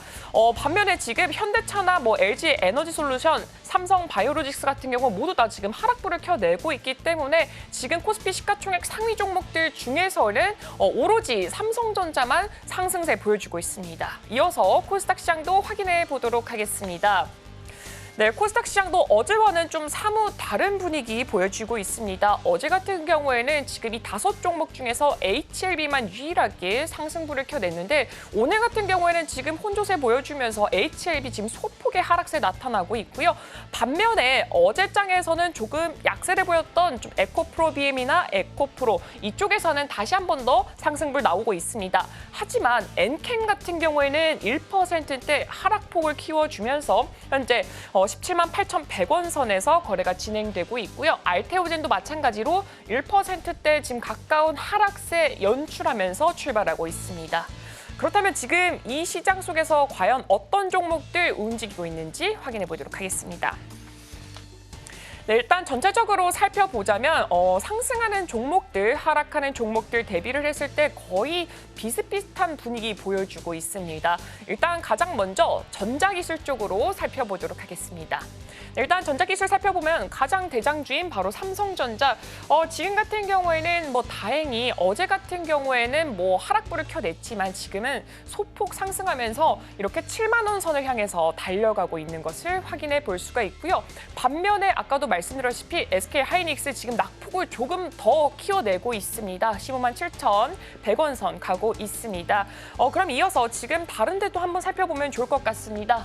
다른 쪽을 한번 더 살펴보자면 지금 이렇게 대부분 보인 가운데 제조업 쪽으로 한번 살펴보면 좋을 것 같습니다. 일단 LG 에너지 솔루션 그리고 LG 한미반도체나 뭐 하나오션 대부분 빨간불 켜내고 있는데 삼성 SDI 같은 경우에는 지금 오늘 이렇게 0.41% 상승하면서 출발하고 있고 다시 한 번 더 에코프로비엠 올라오고 있습니다. 0.78% 상승 출발하고 있습니다. 어제 같은 경우에도 뭐 조선주 어떻게든 흐름 같은 경우에는 뭐 빨간불 켰지만 지금 같은 경우에도 마찬가지로 지금 하락폭을 키워내면서 0.18% 하락하고 있고요. HD 현대일렉트릭 같은 경우에도 1.84% 다소 낙폭이 좀 깊은 것으로 보여지고 있습니다. 현대로템도 지금 방산주 꽤나 기대를 많이 모으고 있는 종목인데 방산주 같은 경우에는 1.18% 하락폭을 좀 보여주고 있습니다. 그럼 이어서 다른 쪽에서는 또 어떻게 보여지고 있을지 확인해 보겠습니다. 금융 한번 확인해 보도록 하겠습니다. 이 저PBR 관련주로 계속해서 주목을 받던 게 뭐 지주사라던가 뭐 보험 이쪽인 것 같은데 오늘 같은 경우에 지주사는 다른 흐름 보여주고 있습니다. KB금융 같은 경우에는 1.42% 하락을 했고요. 신한금융 같은 경우는 좀 소폭이지만 0.36% 상승하면서 지금 이렇게 흐름 출발하고 있습니다. 보험사 같은 경우에는 오늘은 하락불을 켜내고 있습니다. 뭐 삼성생명이라던가 삼성화재 쪽에서는 하락하면서 0.71%, 0.14% 다소 아쉬운 흐름을 보여주고 있습니다. 아무래도 저 PBR 관련주들 그동안 계속해서 주목을 받았던 만큼 오늘만큼은 한 템포 좀 쉬어가는 분위기 보여주고 있습니다. 그리고 메리츠라던가 금융지주 마찬가지로 계속해서 좀 하향세 이어가고 있고요. 오히려 이쪽 섹터 안에서는 상승하는 종목들 몇 개 찾을 수가 없을 정도입니다. 이어서 다른 쪽도 한번 살펴보도록 하겠습니다. 봤을 때 이제 또 의료기술 쪽으로 한번 확인해 보면 좋을 것 같습니다. 의료기술도 마찬가지로 상승 대비 하락 거의 비슷비슷하게 움직이고 있는데요. 삼성바이오로직스 같은 경우는 93만 7천 원 선으로 약하지만 좀 상승하면서 출발하고 있고요. 셀트리온 같은 경우에도 0.27% 상승하면서 출발하고 있습니다. 반면에 좀 알테오젠과 HLB 각각 1.3%, 0.69% 조금 아쉬운 흐름 연출하고 있고요. 유한양행 같은 경우에도 0.77% 하락하면서 현 시장에서 움직이고 있습니다. 이어서 다음 쪽도 한번 살펴보도록 하겠습니다. 다음 쪽을 한번 살펴보자면 한번 이렇게 프로세스 쪽으로 한번 살펴보면 좋을 것 같습니다. LG화학과 포스코퓨처엠 같은 경우에도 서로 다른 방향 보여주고 있습니다. LG화학 0.62%, 포스코퓨처엠 1.7% 서로 다른 흐름 보여주고 있고요. 에코프로 지금 현 시각 같은 경우에는 1.8% 더 크게 올라오는 모습 보여주고 있습니다. 에코프로 머티까지 마찬가지로 0.86% 상승했습니다. 다른 섹터도 한번 살펴보도록 하겠습니다. 다른 섹터 쪽으로 이 커머셜 서비스 쪽을 살펴보거나 아니면 테크놀로지 쪽, 커머셜 서비스 살펴보면 좋을 것 같은데요. 카카오 같은 경우나 하이브 혹은 포스코 DX 같은 경우에도 지금 전원 다 상승불 켜내고 있는데 그중에서도 포스코 DX 같은 경우에는 2%가 넘어가는 또 상승세 보여주고 있고요. 현대 오토에버도 마찬가지로 3%를 향해서 좀 강하게 출발하고 있습니다. 네, 다음 종목도 한번 살펴보도록 하겠습니다. 다른 종목. 네, 여기서 이제 테크놀로지 쪽을 한번 살펴보자면 네이버 같은 경우에는 아까 좀 다른 분위기죠. 이게 강보합세로 출발하고 있고요. 크래프톤은 지금 배틀그라운드가 시장에서 굉장히 크게 주목받고 있고 또 시장에서는 증권사에서는 배틀그라운드로 인해서 크래프톤 주가가 앞으로 더 상승할 것이다라고 내놓은 만큼 지금 2.78% 강한 상승 출발 보여주고 있습니다. 네, 지금까지 이 시장에서 움직이는 종목들 확인해봤습니다. 네, 개장한 지 7분 정도 흘렀습니다. 지금 지수 먼저 살펴보도록 할 텐데요. 일단 지금 양 시장 모두 다 하락으로 불을 좀 바뀌었네요. 0.13% 하락하고 있고 코스닥도 0.05% 정도 하락을 하면서 일단 여전히 코스피 시장은 2,600선 하회하면서 움직이고 있는 상황입니다. 수급 동향도 함께 체크 좀 해보도록 할게요.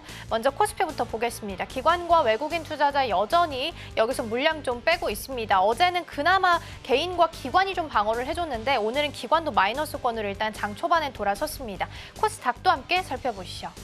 어제와 비슷한 흐름이네요. 기관과 외국인 투자자 같이 여기서는 매도 우위 보이면서 가고 있고요. 개인 투자자가 방어해주고 있습니다. 계속해서 테마 오늘 움직이는 것 좀 살펴보도록 하겠습니다. 먼저 전기차 화재입니다. 오늘 정부 쪽에서 전기차 화재 관련해서 대책 발표가 오늘 일정상 예정이 좀 되어 있습니다. 오늘 오전 중에 예정이 좀 되어 있고요. 오늘 강하게 움직이는 쪽도 보겠습니다. 태성 6.1% 상승하고 있고요. 그리드 위즈가 10.1%, 민테크가 15% 상승하고 있습니다. 한빛 레이저 아침에 저희가 잠시 살펴봤었죠. 만약에 배터리 제조사 공개되면 레이저로 새길 수 있기 때문에 관련주로 들어가 있습니다. 12% 넘는 상승률 기록하고 있습니다. 다음 테마 함께 살펴보도록 하겠습니다. FNF 그리고 영환무역 여기서는 1%대 하락하는 모습 보이고 있는데요. 대표적인 품절주 중 하나가 한세MK인데 오늘 좀 강세 보이고 있고 더불어서 카스텔바작 이쪽도 같이 좀 강세 보이고 있습니다. 시장 약한 거에 대비해서 종목별로 차별화는 보이고 있지만 전반적으로는 일부 종목들은 강세 보이고 있는 종목도 확인되고 있습니다. 다음 테마도 함께 살펴보겠습니다. 테슬라가 어제 내년에 이제 유럽과 중국 쪽에 FSD 판매 시작하겠다라고 이야기하면서 자율주행차 좀 살펴보자라고 언급을 좀 드렸습니다. 오늘 살펴봤을 때는 퓨런티어가 상한가에 지금 묶여 있고요. 지금 그리고 모트렉스가 5%대, 스마트 레이더 시스템이 14%대 강세 보이면서 움직이고 있는 것으로 확인되고 있습니다. 전반적인 분위기 먼저 살펴봤고요. 대표님, 오늘 시장 일단은 약보합 수준에서 지금 시각 기준으로는 흘러가고 있습니다. 전반적인 분위기 먼저 어떻게 보고 계실까요? 일단 외국인들이 전반적으로 매수세에 동참을 하지 않는 모습이 계속 지속되는 게 사실은 조금 안타까운 부분인데요. 시장은 테마별로서 우리가 시가총액이 좀 작은 섹터 위주로서의 테마가 좀 강세를 계속해서 나타내는 부분이고 오늘과 같은 경우도 이제 자율주행이라든지 FSD에 대한 기대감 그리고 추가적으로 이제 이 보안 관련주들이라든지 아니면 디페크 그리고 그 STO 토큰 관련주들도 한번 장 막판에 반등을 보여주는지도 한번 지켜봐야 될 것 같고요. 앞서서도 우리가 화재 관련돼서 정부의 대책에 논의가 지속되고 있는 2차 전지 관련주들의 흐름은 계속될 수 있는데 사실 이제 우리가 그 2차 전지 관련돼서는 공정, 부품주들이 한동안 좀 타이밍을 쉬었다가 셀 업체들이 최근 들어서 반등을 줬는데 그런 흐름들에 비해서 이제 우리가 어느 날은 이제 셀, 어느 날은 부품주. 근데 최근 들어서는 이제 소재 업종 중에서 뭐 에코프로 HN이 이제 우리가 그 유상증자를 좀 실시를 하면서 사실 이제 소재 업체들 쪽에서는 사실 수급적인 이슈가 좀 뭐 연기가 되는 그래서 공급 과잉 이슈가 해결되지 않으면 전반적으로 봤을 때는 셀이라든지 아까 말씀드렸던 이 공정 관련주들이 선순환 과정으로 지속적으로 단계별로 우상향을 진행할 수 있는 우리가 업그레이드가 될 수 있는 주가가 방향성이 있기 때문에 사실 유럽에서도 이런 이 탄소 배출권 관련돼서 이 셀 업체들에서 우리가 목표가를 계속해서 높이는 증권사들의 리포트가 나왔습니다. 그래서 ESS 저장 장치에 대한 기대감 관련주들의 흐름을 봤을 때는 LG 에너지 솔루션과 삼성 SDI를 일단 탑픽으로 선정을 하면서 뭐 공정 관련주 중에서도 우리가 뭐 슈어소프트라든지 관련돼서 이제 그런 종목들 아모그린텍 뭐 관련돼서의 민테크 뭐 이런 중소형주 단에서는 좀 비중을 일정 부분만 확대하는 그런 전략 함께 이제 바벨 전략으로 좀 가져가는 전략도 좀 긍정적이라고 생각합니다.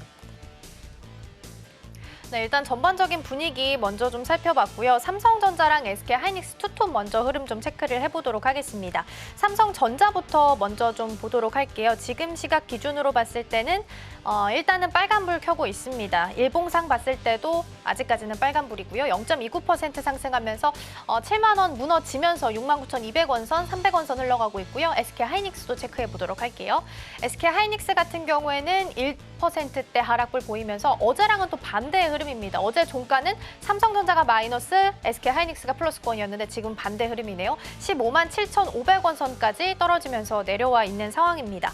근데 대표님, 이전에 하반기에는 삼성전자가 조금 더 좋을 수 있다, 이런 호평이 조금 더 많았거든요. 아직 하반기 다 안 끝났고 지금 0.29% 상승했는데 분명히 7만 원 선 무너져서 내려왔기 때문에 지금 이 가격대에서 좀 공략해봐도 될까 궁금해요. 일단 오늘 외국인이 사는 주체로 상단에 지금 이름 자리하고 있긴 하거든요. 네, 일단 비교 주체를 뭐 SK 하이닉스와 단 둘만 비교를 한다면 저는 뭐 당연히 SK 하이닉스의 손을 장기적으로 들어줄 수밖에 없고요. 삼성전자 같은 경우는 이번에 경쟁사 인텔의 파운드리 공정 이제 이 포기 소식에서도 불구하고 주가가 다시 리레이팅을 하는 부분을 우리가 보지 못했고요. 추가적으로 내국인들도 어제 같은 경우에 삼성전자의 흐름을 좀 뭐 좋게 보지는 않았던 걸로 저는 기억이 되는데, 사실상 이제 삼성전자가 시간이 갈수록 양치기 소년이 된 그런 느낌을 굉장히 많이 받았고, 기술력에 대한 한계가 있느냐 그런 의문이 계속해서 들고 있는 상황에서는 투자 심리적인 매력도는 SK하이닉스보다 좀 떨어지지 않을까. 뭐 사실 레거시 관련 이제 디램이라든가 SSD에 대한 반등폭에서 실적 부분은 우리가 어느 정도의 그 저점 하방은 보여줄 수는 있지만, 사실 아까 말씀드렸듯이 우리가 중장기 성장성을 갖고 주식을 이제 판단하기 때문에 사실 두 종목을 갖고 봤을 때는 장기적인 SK하이닉스의 손을 좀 들어주고 싶고요. SK하이닉스 같은 경우도 HBM4E의 그 준비, 우리가 이 대만에서 그런 발표를 계속해서 했는데 사실 8단의 제품을 업계 최초로 공급했다는 메리트도 있었고, 이번 이제 올해 말부터 HBM3 12단 제품도 첫 번째로 양산에 돌입할 수 있다고 보기 때문에 둘 중 안에 비교를 한다면 SK하이닉스의 중장기적 관점에서는 굉장히 긍정적인 흐름을 보여주고 있지만, 단기적인 3분기가의 매력도는 저는 뭐 반도체 업종보다는 사실은 계속해서 바이오 업종의 비중을 전에 이제 말씀드렸듯이 늘려가야 된다고 생각합니다. 사실은 반도체가 이 엔비디아의 그늘 아래 너무 많이 이 변동폭이 좌지우지 된다는 점, 사실상 시간이 좀 갈수록 그런 동기와는 조금 벗어날 수 있겠지만 당장은 그런 모습들이 보이지는 않기 때문에 사실 이런 우려감을 좀 떨쳐낼 수 있는 뭐 하나의 좀 독자적인 길을 조금 마련했으면 좋겠다는 바람입니다. 그렇게 말씀해 주신 것처럼 너무 엔비디아에 따라서 막 좌지우지 되는 게 아니라 독자적인 루트를 좀 파내서 움직였으면 좋겠습니다. 일단 장기적으로 봤을 땐 그렇게 가겠지만 당분간은 좀 대기 모드가 필요하지 않을까 싶습니다. 앞서서 대표님께 설명해 주신 것처럼 인내의 구간을 좀 지나가야 될 것 같습니다. 오히려 바이오 쪽에 조금 더 긍정적인 시선 남겨주셨다라는 부분도 챙겨드릴게요. 오늘 도움 말씀은 여기까지 듣도록 하겠습니다. 대표님 고맙습니다. 네, 감사합니다.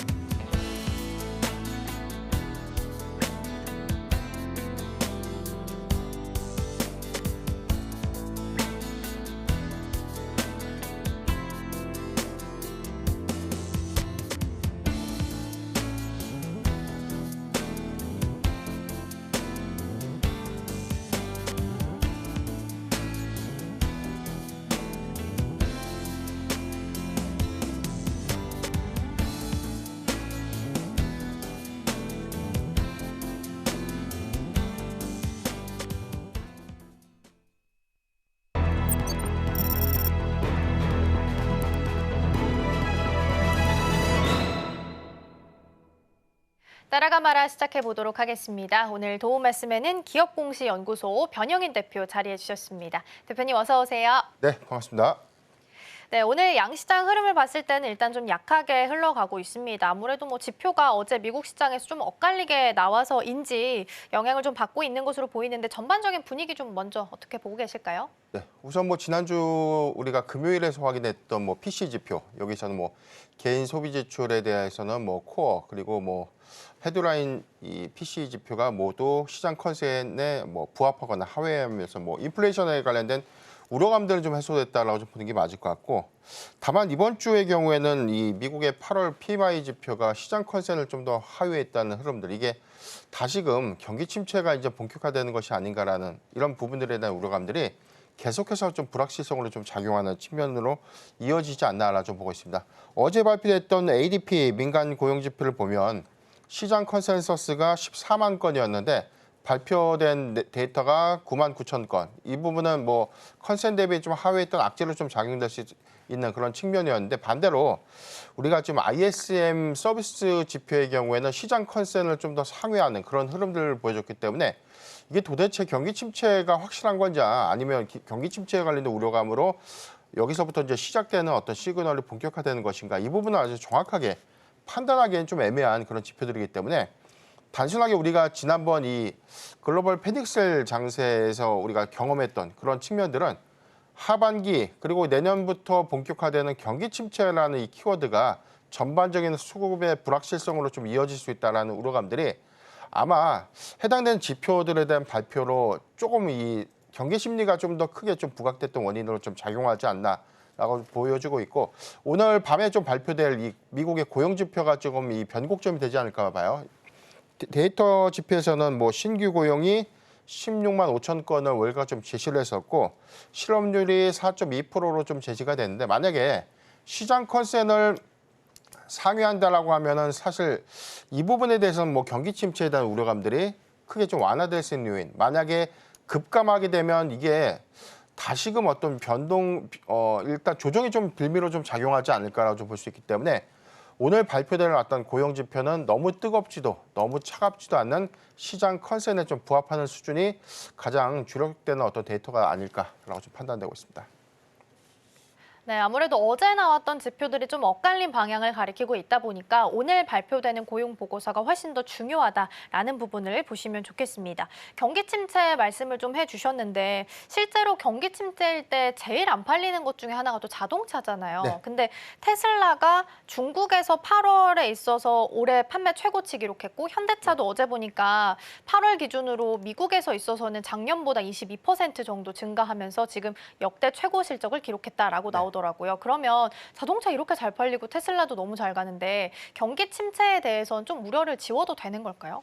일단 자동차 전체 판매량, 여기서 전기차가 차지하는 비중에 대해서는 우리가 살짝 좀 고민해 볼 필요가 있어요. 우리가 수출 데이터를 보면 일단 올해 2분기부터 계속해서 좀 제기됐던 부분이 실적 피크, 실적의 정체 구간에 좀 접어들을 수 있다라는 어떤 우려감들이 계속해서 나왔지만, 이번 2분기 실적에서는 매출액에 대한 어떤 이 판매량이 좀 정치된 흐름들 좀 보여줬네. 이런 수익 지표가 더 완화된 부분들은 일단 전기차가 덜 팔린 부분을 하이브리드 차에 대한 전환으로 수익성을 좀 더 크게 개선됐던 측면들. 그래서 상반기까지는 사실 업황에 관련된 우려감들은 전혀 좀 반영되지 못했던 측면들이 좀 있었고, 하반기부터는 사실 이제 피크에 관련된 우려감들, 이 부분이 계속해서 나오고 있는 어떤 이슈인데, 일단 수출 데이터를 보면 우리가 반도체도 그렇고 이 자동차 부분이 사실 8월 지표에서는 소폭 감소됐어요.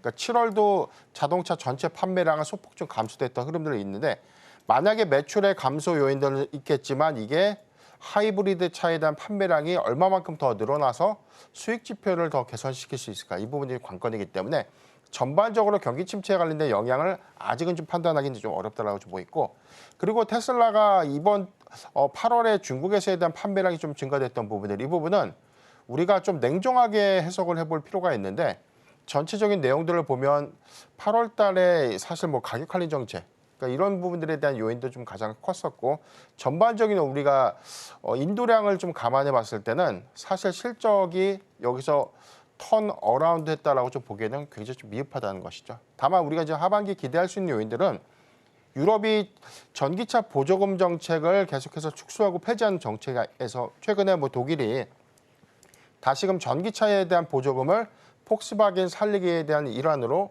다시 재개할 수 있다는 어떤 가능성들이 좀 나왔다는 것은 유럽 안에서에 대한 전기차 보조금이 다시 확대될 수 있는 시그널로 좀 작용될 수 있는 부분, 이 부분은 계속해서 주목해 볼 필요가 있지 않나라고 좀 말씀드리겠습니다. 그리고 일단 경기 침체에 대한 꼬리표가 아직 지워지지 않았기 때문에 지표도 봐야겠고 흐름도 좀 체크를 해보셔야 될 것 같습니다. 오늘 지나고 나서 월요일 시장에서 고용 보고서도 반영될 예정이기 때문에 함께 좀 체크해 보도록 하겠습니다. 자, 그럼 실시간 상승률 상위 종목 먼저 체크해 보겠습니다. 코스피 시장입니다. 네, 한올 바이오파마, 한미약품, 현대오토에버, 한미사이언스, 경동나비엔 있습니다. 어떤 종목 살펴볼까요? 예, 현대오토에버를 좀 말씀드리려고 하는데요. 오늘 3%대 상승한 16만 100원의 가격 형성을 좀 하고 있는데 사실 실적이 보여줬던 이런 실적의 성장 내용들을 좀 대비해 보면 주가의 반영 효과가 굉장히 좀 더디다라고 볼 수 있는데 우리가 상반기 현대차, 기아의 주가 상승률을 좀 감안했을 때 이 부품주에서에 대한 이 주가에 대한 반영 효과는 굉장히 좀 미비했다라고 볼 수 있습니다. 만약에 실적에 관련된 훼손도가 좀 있었느냐는 관점은 전기차의 공급량들이 좀 많은 부품 비중을 갖고 있는 부품사들의 경우에는 실적 감소의 요인으로 좀 작용될 수 있었는데 전반적으로 내연차에 대한 비중이 아직까지 늘어났던 부품사들의 경우에는 뭐 이익 기조가 좀 유지될 수 있는 측면들을 고려를 했어야 되거든요. 그런데 주가가 좀 덜 반영됐다는 것은 아직 전반적으로 자동차 부품주에 대한 관련된 어떤 수급이 크게 좀 완화되지 못한 아쉬움이 좀 있다라 좀 보고 있는데 다만 현대오토에버를 계속해서 좀 주목해 볼 포인트라는 것은 이번 현대가 발표한 인보이스터데이에서 뭐 향후에 대한 투자 이 부분은 SDV에 대한 전환을 가속화시킨다.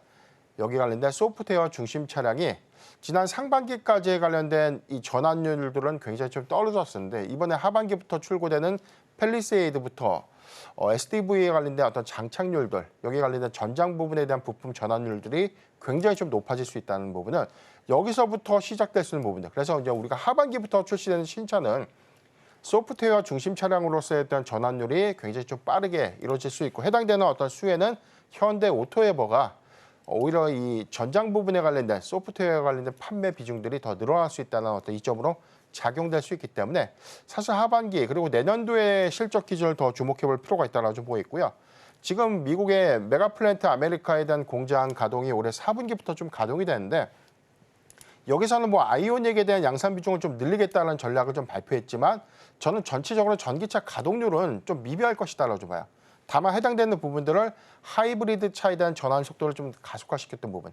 역시나 전장에 관련된 부품 비중이 더 늘어날 수 있는 부분들을 고려해 보면 현대오토에버의 경우에는 뭐 상반기보다 하반기 실적의 기대 요인들이 더 크다는 점 참고하면 좋을 것 같습니다.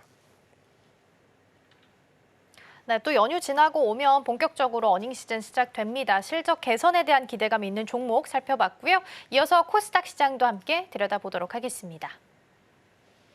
네, 소록수, 카카오게임즈, 토비스, 퓨처캠, 한중, NCS 있습니다. 어떤 종목 살펴볼까요? 네, 한중 NCS를 좀 말씀드리려고 하는데 사실 이 코넥스 시장에서 이전 상장한 지가 좀 얼마 안 된 종목이죠. 해당되는 내용들을 보면 지난 고가가 7월 11일 61,800원 이후에 가격 조정 구간이 좀 있었지만 최근에 전기차 포비와 관련된 이슈가 좀 부각이 되면서 주가 좀 반등하는 흐름들 좀 보였고 여기서 상승폭을 좀 더 극대화시키지 못했던 측면들은 해당되는 어떤 이 부담 요인들이 수급을 좀 억제시켰던 요인으로 작용하지 않았나라고 보고 있는데 한중 SNS를 좀 바라보는 어떤 시각들은 단기적인 어떤 테마성 수급으로 좀 볼 것이 아니라 해당되는 기술력이 좀 더 주목해 볼 필요가 있지 않나라고 좀 말씀드리겠습니다.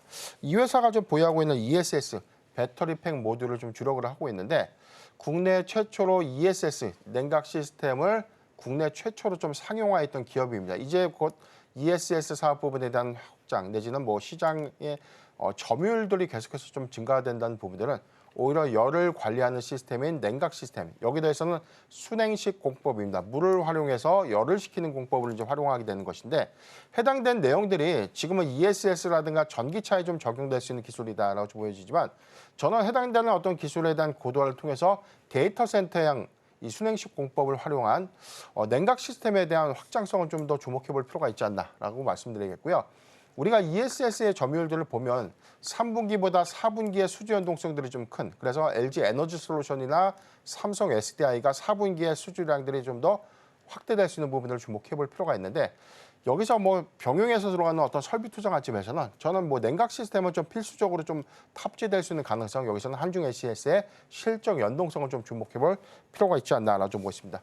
전체적으로 우리가 냉각 시스템, 열을 식히는 이 관리 시스템 내에서 뭐 지금 보편화된 것이 공기를 차갑게 만드는 공랭식 기법을 많이 쓰고 있는데 이 부분을 열의 효율성들을 좀 더 개선시키고 전력 소모를 좀 감소시킬 수 있는 원인으로 순행식 공법, 물을 활용해서 열을 식히는 공법으로 좀 이어지고 있는데 최근에 액침 냉각이라는 것은 물이 전기에 닿으면 사실 쇼팅이 나거나 오류가 발생될 수 있죠. 그래서 전기가 통하지 않는 비전도성 액체에 담가서 운영하는 이 액침 냉각 기술에 대해서 기술 고도화가 좀 이루어지고 있는 공법들은 순행식 공법 다음에 좀 이루어질 수 있다는 관점에서도 한중 NCS는 기술력이 좀 굉장히 괜찮다라고 좀 말씀드렸습니다. 2차 전지의 부진한 부분을 ESS가 상쇄시키면서 갈 수 있다라는 이야기 좀 나오고 있습니다. 한중 NCS 같은 경우에는 순행식 상용화를 한 기업이기도 하다. 또 ESS 점유율도 계속해서 확대해 나갈 수 있다라는 포인트 잡아주셨습니다. 물론 지금은 중국 쪽 비중이 조금 더 높지만 이걸 점차 좀 가지고 올 수 있지 않을까라는 기대감 가져보셔도 좋을 것 같습니다. 자, 그럼 계속해서 상단 테마들도 함께 체크를 좀 해보도록 하겠습니다. 오늘 첫 번째 테마부터 보시면요. 첫 번째는 바이오가 자리를 하고 있습니다. 주말 사이에 지금 세계 폐암학회 예정되어 있고 다음 주에도 유럽 종양학회가 예정이 좀 되어 있습니다. 그러다 보니까 바이오 관련주들 흐름 좀 함께 보시면 좋을 것 같습니다. 특히나 바이오에 있어서 세계 폐암학회 유한양행이 렉나자를 단독으로 썼을 때 어떤 효과가 있는지, 그리고 아스트라제네카의 타그리소를 대상으로 했을 때 비교했을 때 어떤 효과가 있었는지도 같이 발표할 예정이고 HLB도 리보세라닙 관련한 발표도 예정되어 있기 때문에 일정 좀 주말 사이에 체크해 보시면 좋겠습니다. 앞서서 계속 살펴봤던 테마였죠. 자율주행입니다. 테슬라가 내년에 중국과 유럽에 FSD 판매한다라는 소식 속에 주목받고 있고요. 지금 골프인데 크게 봤을 때는 의류도 보시면 좋겠습니다. 물론 종목별로 차별화는 좀 보이고 있는 상황인데 여기서 지금 주도해서 가고 있는 게 한세 MK입니다. 이렇게 지수가 부진할 때 품절주, 그러니까 뭐 대주주의 지분이 많거나 아니면 주식 물량 보유 자체가 좀 적은 종목들 위주로 수급이 좀 쏠리는데 한세 MK가 오늘 강세 보이고 있고 더불어서 가스텔바닥도 은근 좀 강세를 보이고 있어요. 지금 보니까 형지그룹이 아시아 시장을 공략한다라는 소식도 있긴 합니다만 전반적으로 좀 약한 거 대비해서 의류주가 어제부터 추가적인 상승을 좀 이어가고 있다라는 부분도 함께 보시면 좋겠습니다. 자, 그럼 이 중에서 대표님 어떤 테마를 좀 보면 좋을까요? 네, 전 바이오 말씀을 좀 드리고 싶은데 사실 단기적인 일정 이벤트 뭐 우리가 두 가지가 있죠. 세계 폐암학회가 있고 세계 3대 암학회라고 좀 불리우는 유럽 종양학회. 그래서 첫 번째는 AACR이라고 불렸던 4월에 개최했던 미국 암학회가 있었고 그다음에 5월 달에 개최됐던 아스코 2024가 있었고 그다음에 9월 13일에 개최되는 ESMO 유럽의 종양학회가 있는데 사실 세계 폐암학회의 경우에는 폐암을 좀 주력으로 하는 그 파이프라인을 좀 보유하고 있는 그런 기업들이 타깃으로 하는 임상 성과를 좀 공개하는 자리고 유럽 종양학회의 경우에는 다양한 항암제 관련된 주력 파이프라인의 임상 성과들이 좀 공개될 수 있는 어떤 내용들이기 때문에 해당되는 이벤트는 단순히 우리가 일정에 관련된 기대감이 아니라 해당되는 초록, 그래서 임상 성과가 지난번보다 얼마만큼 더 유효지표를 확인할 수 있었는가, 이 부분 좀 관건이 아닌가라고 좀 보십니다. 앵커님께서 말씀하셨듯이 세계 폐암학회에서는 이 존슨앤존슨이 일단 렉나자, 그다음에 렉나자 리브리반트의 이 병용 치료제죠, 마리포사의 병용요법에 관련돼서 경쟁 약물 대비해서 얼마만큼 더 나은 지표를 확인했는가라는 성과를 좀 공개하고 주목해볼 포인트가 유한양행의 렉나자를 단독으로 치료제에 좀 적용이 됐을 때 임상 데이터는 어떻게 좀 나왔는가. 그래서 여기서 유효 지표가 굉장히 좀 긍정적인 어떤 유효성을 좀 입증해 낸다면 렉나자가 단독으로 10판호가까지 좀 이루어질 수 있는 관문, 이 부분이기 때문에 사실 뭐 병용 치료제에 대한 효과보다 단독요법으로 해서 치료 효과가 좀 좋다면 해당되는 약물에 대한 판매량을 연동했을 때 유한양에 굉장히 큰 호재로 좀 작용될 수 있는 측면이기 때문에 해당되는 내용들 좀 주목해 볼 필요가 있다라고 좀 보고 있고요. ESMO의 경우에는 사실 뭐 루니스코프라든가 ST팜의 대장암 치료제 관련된 파이프라인, 그다음에 ADC라고 불리우는 우리가 이중항체 항암제죠. 그래서 면역 체계를 무너뜨리지 않고 암종만 공격하는 어떤 타겟을 갖고 있는 면역 항암제와는 유사한 메커니즘이지만 화학요법에 대한 병용요법이 좀 다르다라는 차이점들이 좀 있기 때문에 해당되는 경쟁력들 그리고 여기 관련된 임상 성과들이 중요한 지표가 좀 되지 않을까. 단순하게 지금 현재 단계는 임상 1상위 단계에서 좀 더 많은 지표들 좀 보여주고 있지만 해당되는 어떤 내용들을 긍정적이다면 임상 2상에 대한 가능성들이 더 커지고 있고 해당돼서는 라이선스 아웃, 기술 이전에 관련된 기대감들이 더욱더 커질 수 있는 측면을 고려해 본다면 저는 뭐 제약바이오 섹터 특히나 항암제를 좀 타깃으로 하는 주력 파이프라인들은 좀 주목해 볼 필요가 있다라고 좀 말씀드리겠습니다. 공교롭게도 다음 주에 미국 하원에서 생물보안법의 표결이 좀 전망된다는 내용들이 좀 나오고 있기 때문에 해당된 내용이 하원에서 최종적으로 좀 통과하게 된다면 CDMO사들의 단기적 수급에 대한 흐름들 이 부분을 좀 주목해 볼 필요가 있는데 단순하게 전체 뭐 이 표결 이후에 뭐 당장의 실적 반영 효과는 좀 미비하겠지만 한 1년 반에서 한 2년 정도에 대한 유예 기간 이후에 중국이 미국의 CDMO에 대한 생산량들이 좀 제한된다면 해당되는 반사 물량들은 한국의 삼성 바이오로직스라든가 뭐 셀트리온, 뭐 소형주 단에서는 뭐 ST팜이라든가 바이넥스의 수혜로 이어질 수 있는 측면을 좀 고려해 볼 필요가 있다라고 좀 말씀드렸습니다. 네, 일단 추석 전까지 그리고 그 이후도 보더라도 일단 일정 굉장히 빡빡하게 지금 자리하고 있는 쪽이 그나마 바이오가 아닐까 싶습니다. 말씀해 주신 것처럼 원래 9월 말에 예정되어 있던 표결도 지금 다음 주로 조금 더 앞당겨서 진행될 것으로 보이기 때문에 함께 보시면 좋겠고요. 앞서서 유럽 종양학회 말씀해 주셨는데 여기에 참가하는 우리 기업 봤을 때 ST팜이랑 루닛도 자리를 하고 있더라고요. 그러면 의료 AI 쪽이 시세 한번 나왔다가 좀 잠잠해진 상황인데 이걸 기점으로 다시 한번 좀 추세 돌릴 수 있을 만한 계기가 또 될 수 있을까요? 루닛은 사실 추세를 좀 되돌린 흐름들이 맞았는데 2대 주주의 블락들 이슈 때문에 이게 좀 악재로 좀 작용됐던 측면들이 좀 아쉽다라고 좀 말씀드리고 싶고 우리가 사실 의료 AI 종목들의 단기적 성과에 너무 집착을 하는데 우리가 실적 기조를 보면 2분기 사상 최대 매출액을 달성했어요. 그러니까 이익 규모가 아직은 손실로 좀 지속될 수밖에 없는 요인들은 막대한 경상 연구 개발비가 아직은 좀 들어가야 될 때죠. 그러니까 이 부분들이 저는 향후 2년, 3년 정도에 대한 시장 캐파가 좀 더 커지는 요인이라면 충분히 상세 효과가 좀 커질 것이다라고 보고 있고 주목해볼 포인트는 의료 AI의 막대한 OPM, 영업이익률에 대한 확장성인데 지금 현재 정상적인 궤도에 좀 올라가진 못했지만 향후에 사실 뭐 매출에 대한 정상화라든지 뭐 시장의 점유 캐파들이 좀 굉장히 좀 커질 수 있는 요인이라면 저는 영업이익률이 굉장히 좀 높아질 수 있는 부분이다라고 보고 있고 예상되는 OPM 비율은 한 40에서 45% 정도까지 확장될 수 있는 요인이기 때문에 매출 성과가 늘어나는 것을 우리가 좀 주목해보고 여기서 단기적으로는 비용이 들어갈 수밖에 없는 이슈는 우리가 좀 인지를 하는 게 좋겠다. 다만 성과가 좀 더 입증되면 여기서 우리가 의료회의가 현재는 뭐 뇌혈관 질환이라든가 뭐 뇌졸중, 그다음에 뭐 심장에 관련된 어떤 심박수들을 좀 체크해서 환자 상태를 좀 감시하는 요인으로 좀 가고 있지만 향후에는 암을 예측하고 기타에 대한 어떤 바이러스나 질병들을 좀 예측할 수 있는 수준까지 확대가 되거나 보편화가 된다는 관점이면 그 시장성들이 굉장히 커질 수 있다. 이 점도 기억하면 좋을 것 같습니다. 네, 사실 의료 AI는 들었을 때 너무 좋은데 적자인 기업들이 좀 많이 있다 보니까 부담 가지시는 분들 계실 텐데 오히려 지금은 많이 투자하는 시점이다. 그러니까 나중에 매출단이나 OPM이 얼마나 성장을 좀 하게 되는지를 좀 포인트 삼아서 보셔야 될 것 같습니다. 무엇보다 시간은 조금 필요하겠다라는 부분이 좀 생각이 드네요. 오늘 도움 말씀은 여기까지 듣도록 하겠습니다. 대표님 고맙습니다.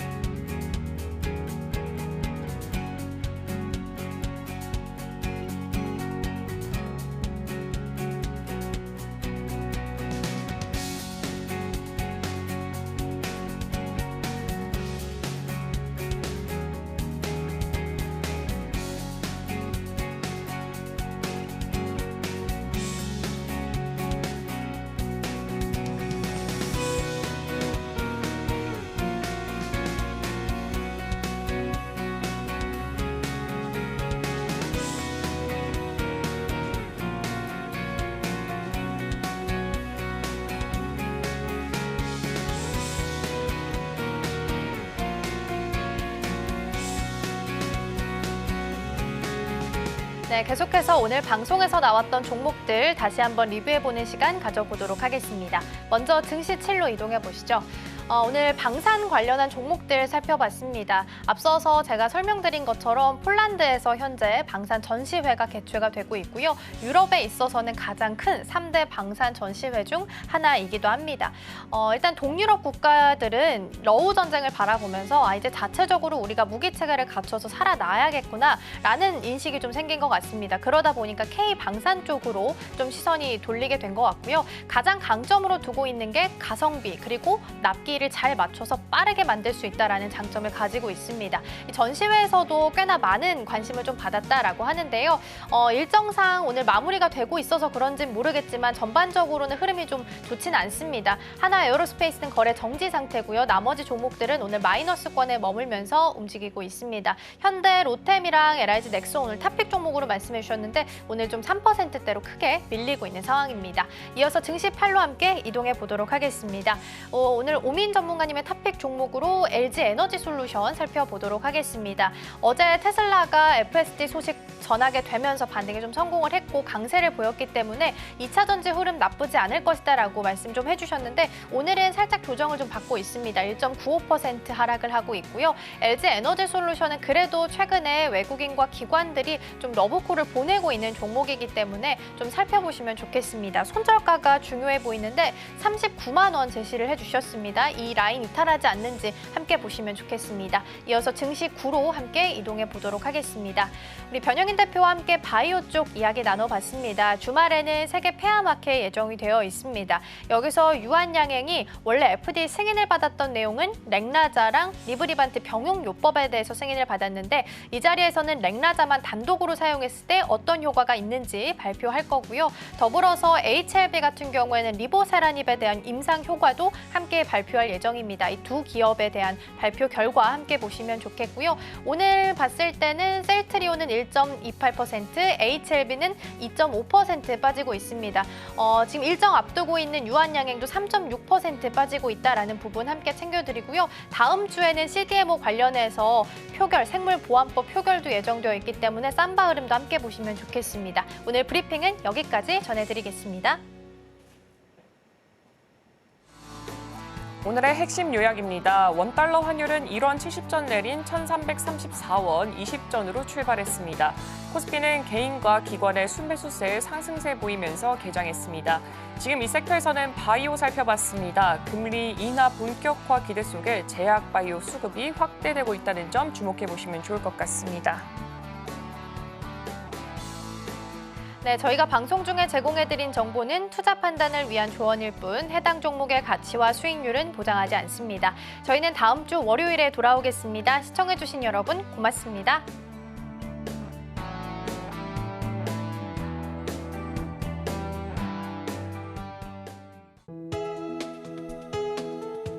본 방송에서 제공하는 투자 정보는 투자 판단에 대한 조언입니다. 방송에서 제공하는 주식의 가치, 가격 상승 및 하락에 대해서는 방송사에서 보장하지 않습니다.